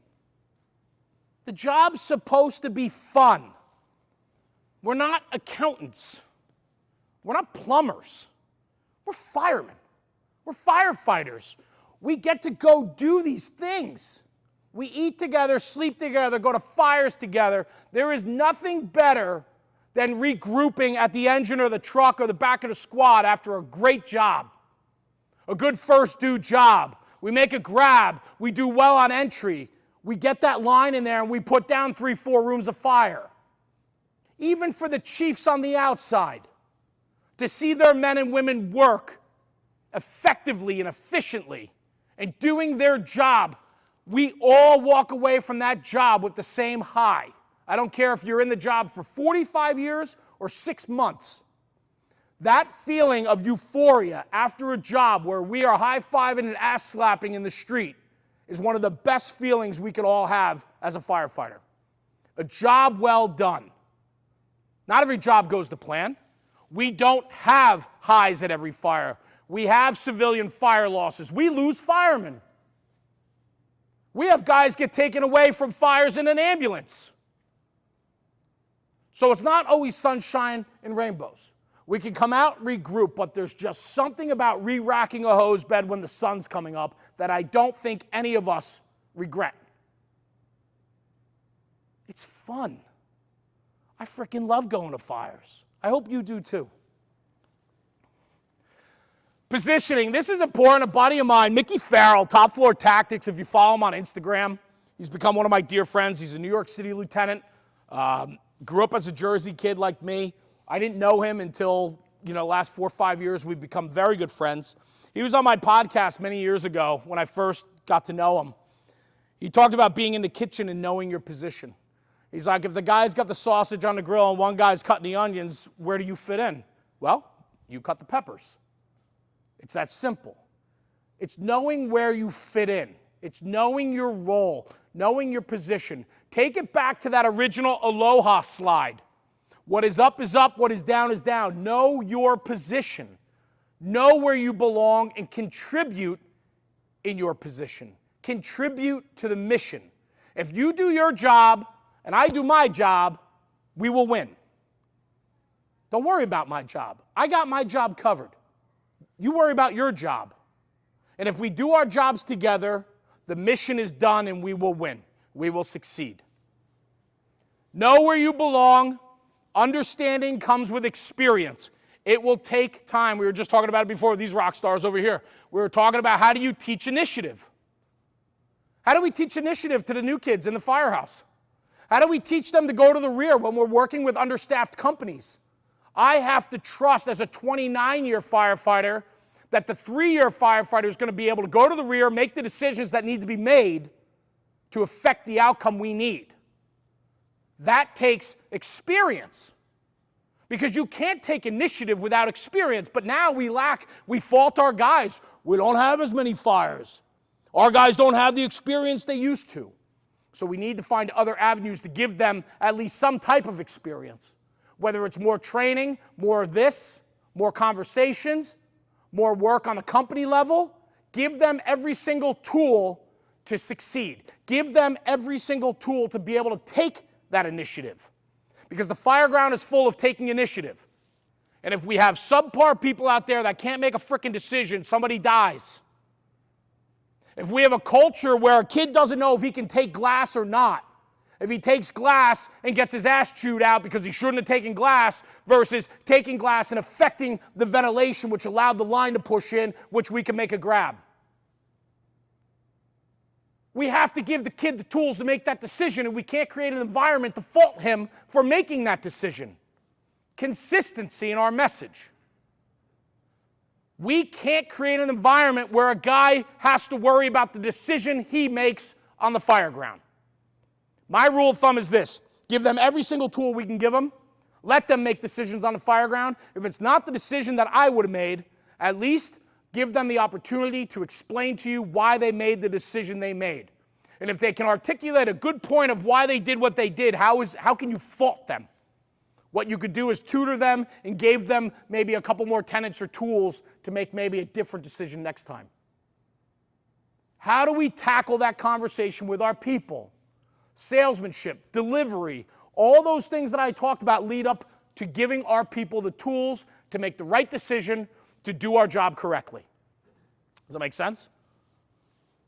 The environment. Our surroundings influence us. Fire department, fire company, the community we serve. Firefighters. Everybody know who that is? Biff. Probably one of the biggest losers, right? You hang with losers, you're going to be a loser. Who do you want to hang with? I want to hang with winners. I don't want to hang with losers. This is something I've heard a lot about lately, and I think it's fantastic. I'm not taking credit for it, but always talking about the old days. If you're with a group of friends or guys in the firehouse and all they do is talk about the old days, the way it used to be, the way we are, and they're not doing anything about today and moving this job forward, those people are holding you back. If you're only focusing on what used to be and not where we're headed, they're stunting your growth. Go find a crowd of people that want to move forward. The people that are stagnant and resting on what they know and did aren't going to let you succeed and move forward. Look at the people you hang out with. Hang out with winners. Don't hang out with losers. The rule of thirds, I mentioned this slide before to a couple of guys I was talking to, right? So I look at it this way, and the second bullet there, not sure if I thought of this or if it was influenced by somebody else. I'm going to be honest with you. My brain is always going. I wake up in the middle of the night with 1,000 thoughts. My best thinking happens in the shower in the morning. I'm one of those guys that has to shower every morning. I can't get up and just go do things. I have to get up, shower, get this hair going, that's important to me, right? So I need the shower, but my best thinking happens in the shower, and a lot of times when I get out of the shower, I forget about all my great ideas because I can't write things down in the shower and stuff, right? So sometimes I keep my phone on the vanity or whatever, wet fingers putting something in. I showed one of the guys my list of stuff in my phone that I keep notes. So I don't know, I might have stole this from somebody, and I hope if somebody knows who came up with this, I would love to give them the credit for it. Thirds, 1/3 winners, 1/3 average, 1/3 losers. Our fire service doubles down on the losers all the time. We need to bring them along. We need to get them up. Well, if you bring the losers up, where are they going to get up to? Average. Why aren't we doubling down on our winners? Don't we understand that there's just some people in the fire service that cannot be helped? That this job will always have losers? Career or volunteer, this job will always have losers. Why are we wasting our time with them? Why are we changing the rules, changing the bylaws, changing SOGs for the minority, not the majority? Double down on the winners, focus on the average. Give the average the tools because the average can come up the winners. It's very rare a loser becomes a winner. Focus on the average. Bring the average up to the winners and give the winners every single tool they need to succeed. Double down on your winners. The winners are going to move you forward. Losers are anchors and they will bring you down. They will hold you back. They are the ones that are stunting the growth in your fire departments. And we're always going to have them. So you either give them the longitude and latitude to be losers and to infect the rest of the organization, or you push them over here and move right past them. Now, I know it's easier said than done. I'm not blind to that. But we at least have to have this conversation to get the wheels spinning. The winners need to know they're winners. They know. But do you know how many winners come to me? And they're like, I'm so freaking frustrated, man. I'm in a small job. I have no movement. I can't go to another company. I can't find more people like me. I want to surround myself with winners. I can't find them. It's a challenge. Bigger the job, more opportunity, obviously. What we need to do from a managerial standpoint, I know we have check boxes. I know we have minimums. I know we have standards. And all of that has to be met. But the informal stuff, a few good men, that code red, you're damn right I issued that code red. Think about that. We don't need to admonish the losers. We just don't need to give them any credit, any room to breathe. Focus on the average. Take that kid that's struggling, that wants to learn, the kid that wants to learn about the boat, the trailer. Give them every single tool so they become a winner at that. And then double down on your winners. Give your winners that training budget. Give your winners the ability to go do external training. Give your winners an opportunity to come to something like this. Give them the tools to be even better than they are. When you go all in on your people, I said this before, we expect everything from our people. And when our people ask the department for something, we don't give it to them. See, it's a relationship back and forth, and I understand the politics involved. But don't forget this, if you wear white, you're still a fireman, a firefighter. That never changes. You're just in a different role. It's important. Double down on our winners. Don't focus on the losers. Don't waste your time. Don't waste your resources. They're not going to come up the chain. They're not. Be a winner. It create an environment for winners. Winners don't waste their time with the nonsense. The winners aren't the trolls on social media. The winners aren't the guys thinking their opinions matter because they're not going to waste time with that. They're focused on themselves. They're focused on the mission. And they're doing their job and they're doing it well. That's the infection we need in our fire departments. That's how we get this job to the next level. Focused and driven. Some of the very best firefighters in the world we'll never hear from because they don't have the time, wants, or desires to do what I do here today. Give them a platform for growth. Take the very best in your organizations, put them up front of people, and let them share their excitement, their love, their passion for this job. Promote the winners. If we don't, we lose. Mission over me. The mission must always be placed ahead of me. Consistency. See, when we focus on ourselves, and it's about me, it will never be about the mission. And so when you focus on yourself, every decision you make is self-serving. And when it's self-serving, you'll never ever support the mission. But if you put the mission first, if the mission's more important than you as the individual, you will have consistency in every single decision you make. Because every decision you make affects the outcome of the mission. It's only when we allow ourselves to focus on our own personal needs, wants, and desires does it get gray. Can it get squirrely? All of a sudden, we lack consistency. How can we punish a guy today and not punish another guy for the same thing tomorrow? It's not right. Consistency matters more than most. When you're in it for yourself, your self-serving becomes about you. When we focus on ourselves, the mission, instead, or over the mission, we lose. This is a mission-driven industry. It's a business about life and property preservation and protection. I'm not changing your electrical panel. I'm not telling you you have torn cartilage in your knee, and I'm not cashing your check. I'm coming to your house because you called, because you're having the worst freaking day of your life. We don't get that luxury of putting ourselves over the people we're serving. I know that sounds easier said than done. I get it. But this is a job and a profession or a volunteer fire department that you chose to do. You elected to put yourself in front of harm's way for strangers. You don't get to put yourself first. The mission always comes first. It has to. And when we put the mission first, then everything else falls in line. It's only when we focus on ourselves, we put ourselves ahead of the mission, will we lose. When we lack consistency, we lose. Chief, no good?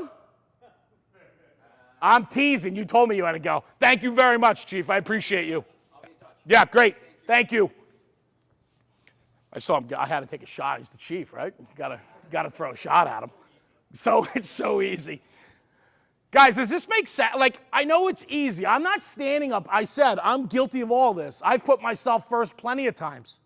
I talked about before how I don't have the time I used to have. I'm choosing other priorities over the firehouse. I'm choosing my family or my business or other things ahead of promoting the next guy to be better at the firehouse because I don't give him the same time I used to put in at the firehouse. I get that. That's life. I am guilty of all this. I'm not standing up here preaching any of this. What I am saying, though, is we need to have conversation. We need to address this. We need to understand that the fire service truly is unlike anything else. And we get to have fun doing it. Let's not lose track of that. I mentioned this one before. Stop saying no. We are an environment today of saying no. This is an environment that we have today where it's all about like, hey man, I'd love that. Nope, we're not going to do that. Yeah, but I want it. Nope. There's no reason. We don't. Yeah, but you. Nope. We dismiss and say no all the time. Why aren't we saying yes? Hey, Cap, I saw this on the internet. I'd love to see if we can repack our front bumper line. We run 150 for car fires, brush fires, garbage fires, whatever we run that front bumper line for. I saw on National Fire Radio, there's this really cool way we could pack the front trough. We could put 100 dead with a donut of 50. The guy carries the 50, pulls the 2 loops, carries it out, rolls out his 50, and we'll put water on that car fire in 15 seconds on arrival. I'd love to see if we could pack that front bumper, and the captain's like, come on, man. It's the internet. Right? What is it? 100%. So what do? We say no. We take that kid that's 25 years old that on his own is promoting himself in the job. He's looking for something more because he's on YouTube. He's on social media. He's seeking and searching more because he's hungry. And he then brings it back to you guys and he says, guys, I want to pack this front load. Let's try this. Not, we need to change it. Guys, the way we do it's wrong. I'm not saying that. That's wrong. It's about approach and delivery and salesmanship, right? We talked about that.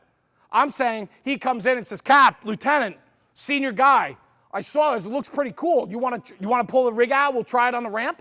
We'll see if we can make it work for us. 8 out of 10 times, it's a no. We don't need to. What's the point? What did you just do to that guy? Bunch of things. You stunted his growth. Is he going to come back next time excited? Next time he's on the can and he's scrolling through his phone, he's probably going to start looking at other types of content, not even seeking out better things for his own fire company because you stunted his growth. How dare you? How dare you? Who the hell are you? Because you're lazy? Because you've gotten complacent? You're going to stunt the growth of somebody else? Who the hell are you? These are very real things that are happening every single day. I challenge you to say yes. I challenge you to say, yeah, man, let's try that. We might not be able to do it this morning. Maybe next time we're in, like next, on our next tour, we'll pull the rig out back. We'll try it. Give them the opportunity. What's the worst thing that's going to happen? It doesn't work. And you go, told you, kid.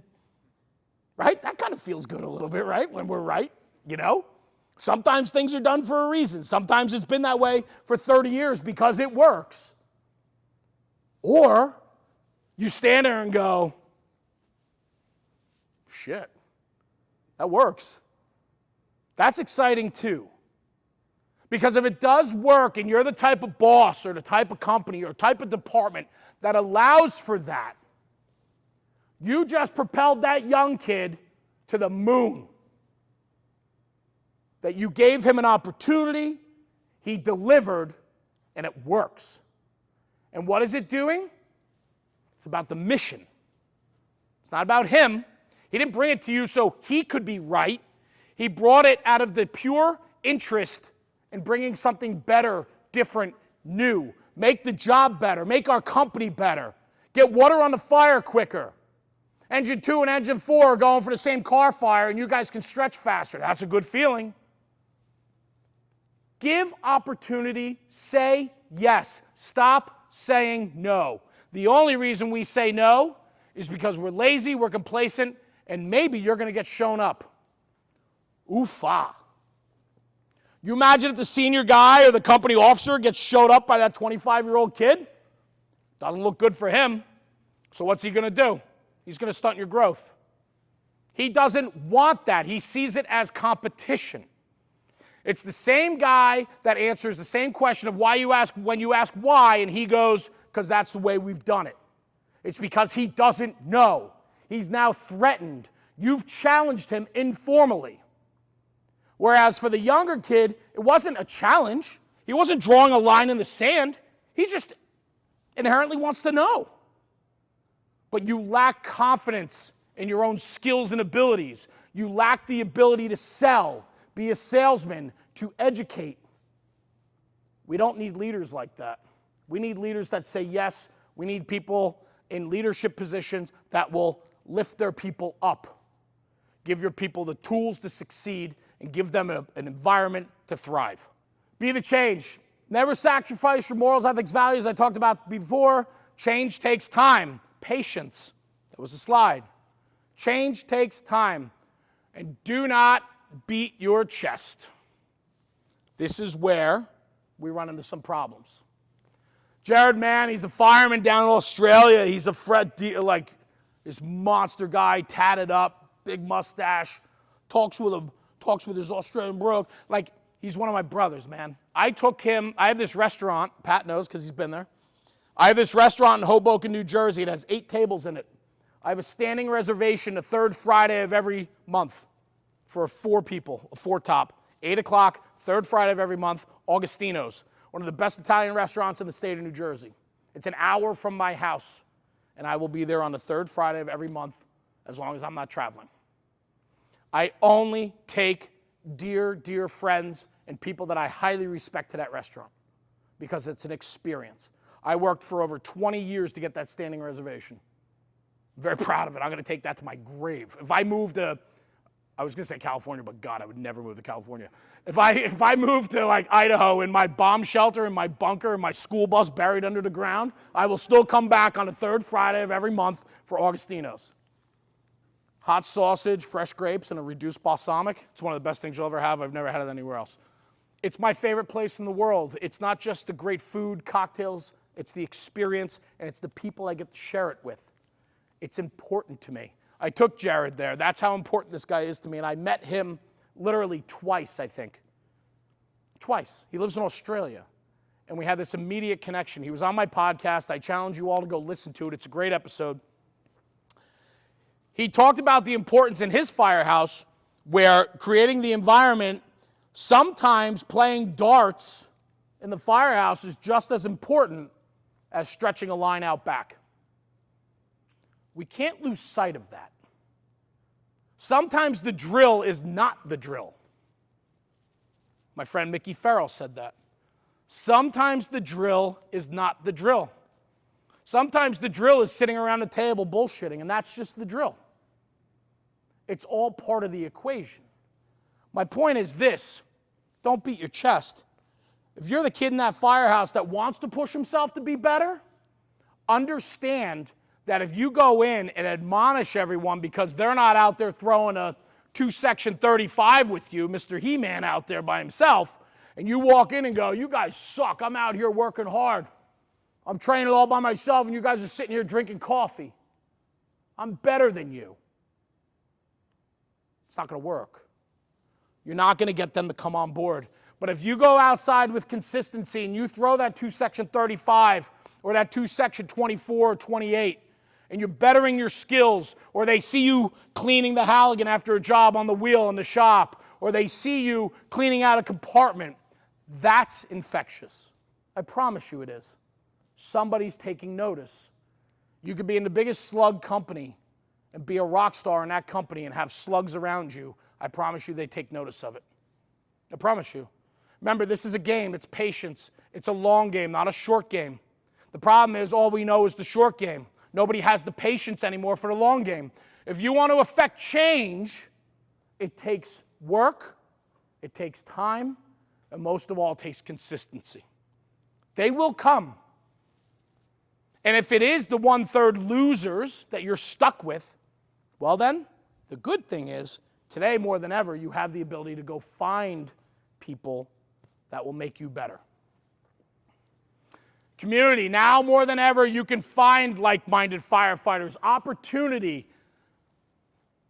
20 years ago, there wasn't this. 20 years ago, there were just a few fire conferences. 20 years ago, guys didn't care as, I don't want to say that. The care is different today. Guys are seeking more of an external tool to make their job better, to make them better. We are actually in a really good time in the American Fire Service. Now more than ever, we have an incredible array of tools available to you. These guys with 25, 30 years ago, they didn't have all these tools. They were insular. We talked about that earlier. They were in a place where they only knew what they knew, where they grew up, where they rode. They didn't know the differences or what people were doing across the country, across the world. And today, you have access to that on any type of level you want. You can seek it out and go find it. It's an interesting time. Be the dumbest guy in the room. I am a dumb fireman. I started off this program saying that. That's all I am. I'm a student. I love talking fire. I love meeting each and every one of you, learning your individual stories because I truly care. Believe it or not, I do. I love it. I absolutely love it. I love doing this. This is fun for me. I love this. But I love being the dumbest guy in the room. I'm in a text group on my phone with 20 guys, maxes out of 20 guys. Some of the biggest names in the American Fire Service. And I have the unbelievably gracious ability to be in this group. I don't know why I'm in there. I am a fly on the wall. I rarely ever put anything in there other than when they're like, hey, happy birthday, blah, blah, blah, right? I don't get involved. I sit and listen. I watch. And the names in that text group are the guys that we all grew up reading. Those are the guys that talk on the national stage. That is the 1%. And I'm in that group. I don't take that for granted. I am the luckiest guy in the world. And I'm also the dumbest guy in that chat group. But you know what I do know? I know that. I know I'm the dumbest guy in that group. So I know where I fit in. I know my position. And with that, that makes me better. Sit with the winners. The view at that table is very different. When you hang with the losers, what are you? Loser. Don't be a loser, man. Be a winner.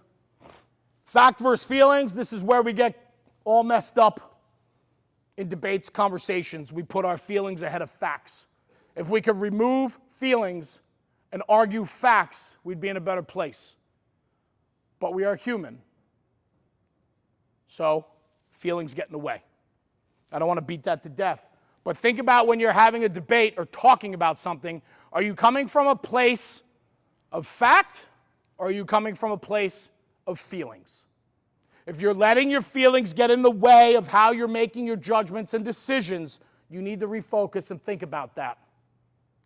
Because it comes off a lot harsher than you think.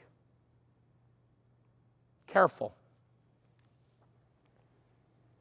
Other words that matter. So when I did this program's always evolving. And I'm thinking about doing a program just called this because words actually matter. We throw around words. I have a lot of highlighted words in red throughout this whole program. I thought I was like really crafty, learned how to hit the bold button, superscript, you know. But those are words that stand out to me. And I was thinking of doing a program where I just take all those words and literally just run down a line of all these words, which I might do, spin off another class. But so there's just, I didn't know where these really fit in, so I just wanted to throw them in. It's conversation piece. Please, if there's questions, comments, because we're at 11:30, so I'm going to wrap by 12, but I would love to get some conversation so we can mix all that in. If you guys have questions or anything you want to ask, add, you want to tell me I'm wrong, I love those conversations. Please tell me. I want to learn. I want to learn, because I'm not saying what this is up here. It's my opinion.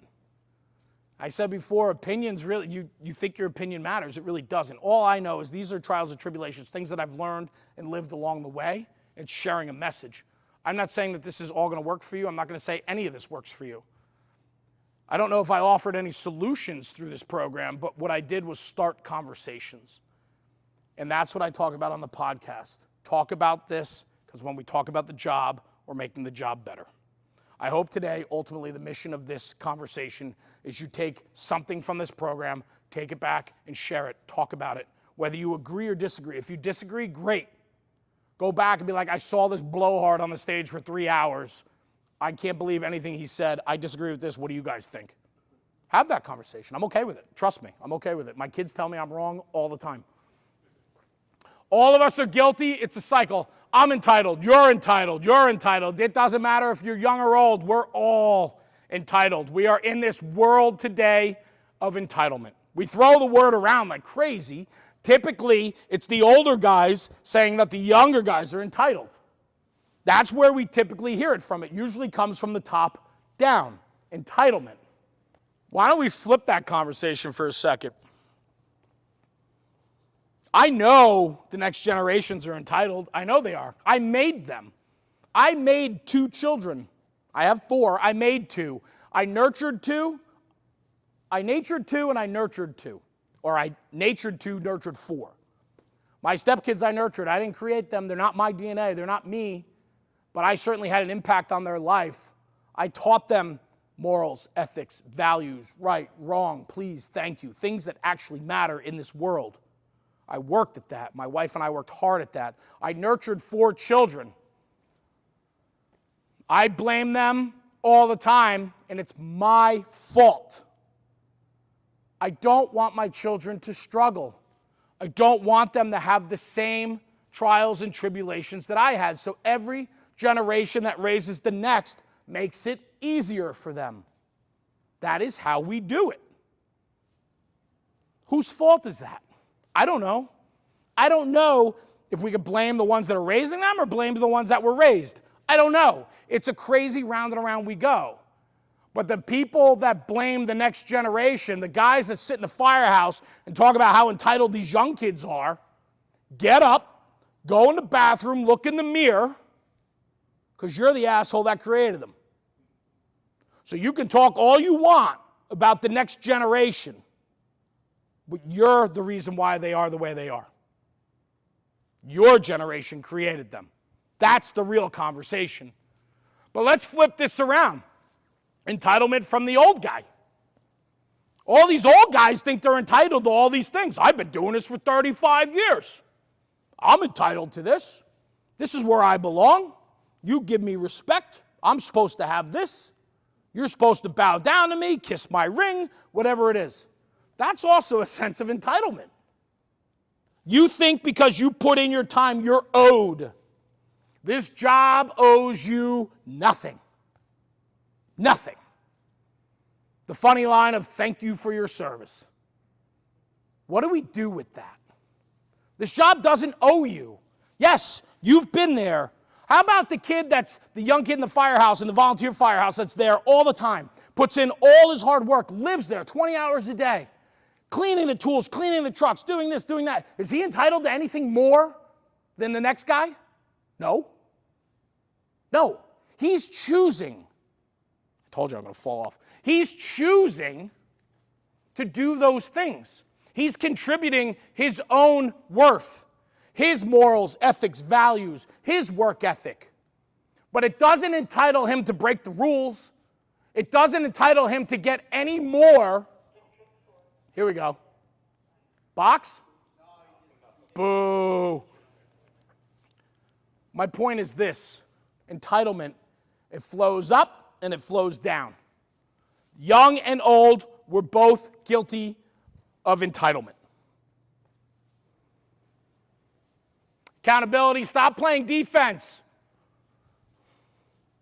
Go on the offense. Why do we want to play defensive football? Let's score points, not stop points. Let's go. We're a fire department. We're made of alphas. We are strong personalities, outgoing people. We are opinionated. I will challenge any of you to a duel. That's who we are. So let's go. Honesty, integrity, character, those are very tough words these days. I can go down a whole road on those. I like to think that who I am, who I've become, is a good person. I have integrity. I have character. Because at the end of the day, you could have the most stellar fire career. You could have 175 grabs under your name. You could be the saltiest guys in your fire department, and you could still be a piece of shit. Who do you want to be? Legacy matters. Legacy matters. The name on your coat matters. Department and your own. They both matter. Mission over me. The name on the top coat, the name on the top matters. The name on the bottom coat matters too. We need to focus on the mission, not yourself. Be a good person. Carry yourself in a good way. When you leave that job, you want them to remember you for the highs, for the guy you were, for the guy or the boss you were able to be when somebody picked up the phone at 11 o'clock at night with a gun in their mouth. The guy that got jammed up with a DWI because he's going through a divorce. Be that guy. We can all be stellar firemen. We can all go make a grab. We're trained. We can all stretch a line. We can all do every hard task on the fire ground. Can you do the hard stuff for each other? That's the guy and girl that fucking matters in this fire department. It's the person, the character, the integrity. That is the stuff that truly matters, and that is what legacy is built on. What are the expectations? How can we hold people accountable if we don't tell them what they got to be accountable for? Do we have a program in place? Do we have our SOGs, and then we have our SOGs? Is it convenient to hold people accountable for some things and not others? Expectations. If you expect something from somebody, they better be told. How can you hold somebody accountable for something if they didn't know they had to do that? Now, I'm not saying you spoon feed, let's be honest. I'm not saying like, okay, guys, we're going to take breakfast from 8 to 9, and then a box comes in, and now we're eating at 9, or whatever. Like, yes, there has to be flexibility, and common sense needs to be built into the program. But at the end of the day, we need to give our people the tools to make the right decisions, to do our jobs. And the only way we can do that is if we give them the expectations of what we expect from them. Make sense? Makes sense. So many people can't lead. Ego, I love this line. Ego is insecurity disguised. When I was a young fire officer in the volunteer firehouse, my first name was Captain Screamer. Full transparency. I'm authentic with you guys. I was young. I was a fire captain at like 26 years old in my volunteer firehouse. I knew everything. I was the shit, man. I had every answer. We did everything right. I never made a mistake. I was awesome. Fast forward 20 years later, I'm 46. I was the worst boss, the worst fire officer, the worst person. I hung with losers. I always talked about the past. Guys, I don't come to you today standing on a stage, which I hate standing on a stage, by the way, standing on a stage preaching to you. I talk to you today as an equal, as somebody that has gone through all this. Everything I've talked about here has been a challenge in my own life. It's just who I am. It's who it's made me, right? Ego. I had the biggest freaking ego. Pat will still tell you I have an incredible ego. But at least my head fits in the room these days. You know what I mean? A little bit of ego is good. Don't get me wrong. If you're going to be a boss, every single thing that happens is your fault. That's it. Your guys and girls step out of line, it's your fault. Your guys didn't put the fire out and went through the roof, your fault. Take ownership of it. If you want to be a boss, you want to make decisions, everything hinges on you. Bosses have to work harder than their people. If you don't believe that, you don't belong in a leadership position. Bosses need to double down on their work ethic. They need to double down on their people. If you have somebody not pulling their weight, pick them up. It's your job. It's not their job. It's your job. Bosses have to work harder than their people.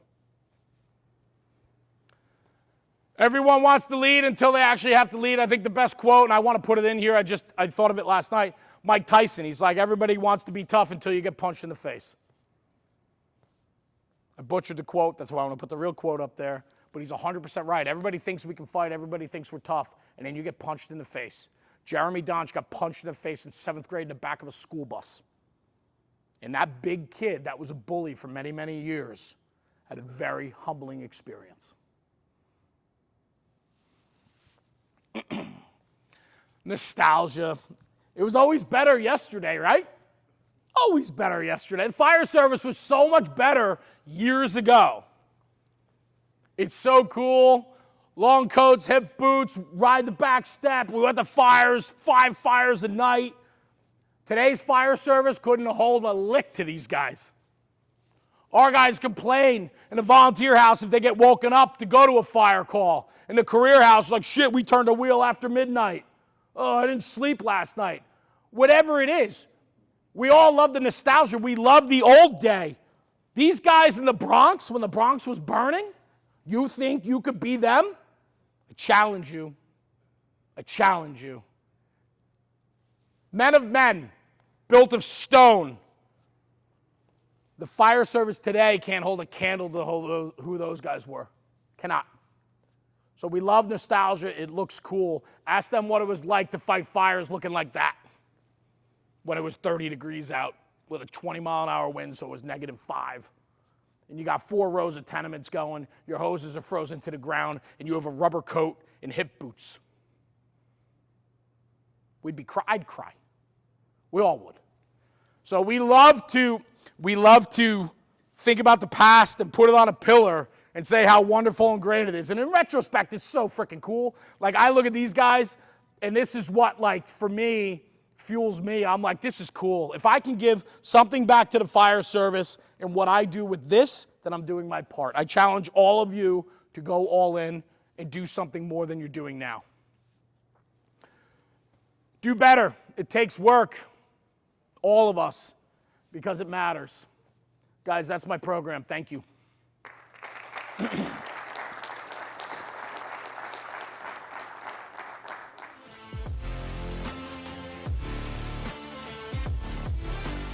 National Fire Radio.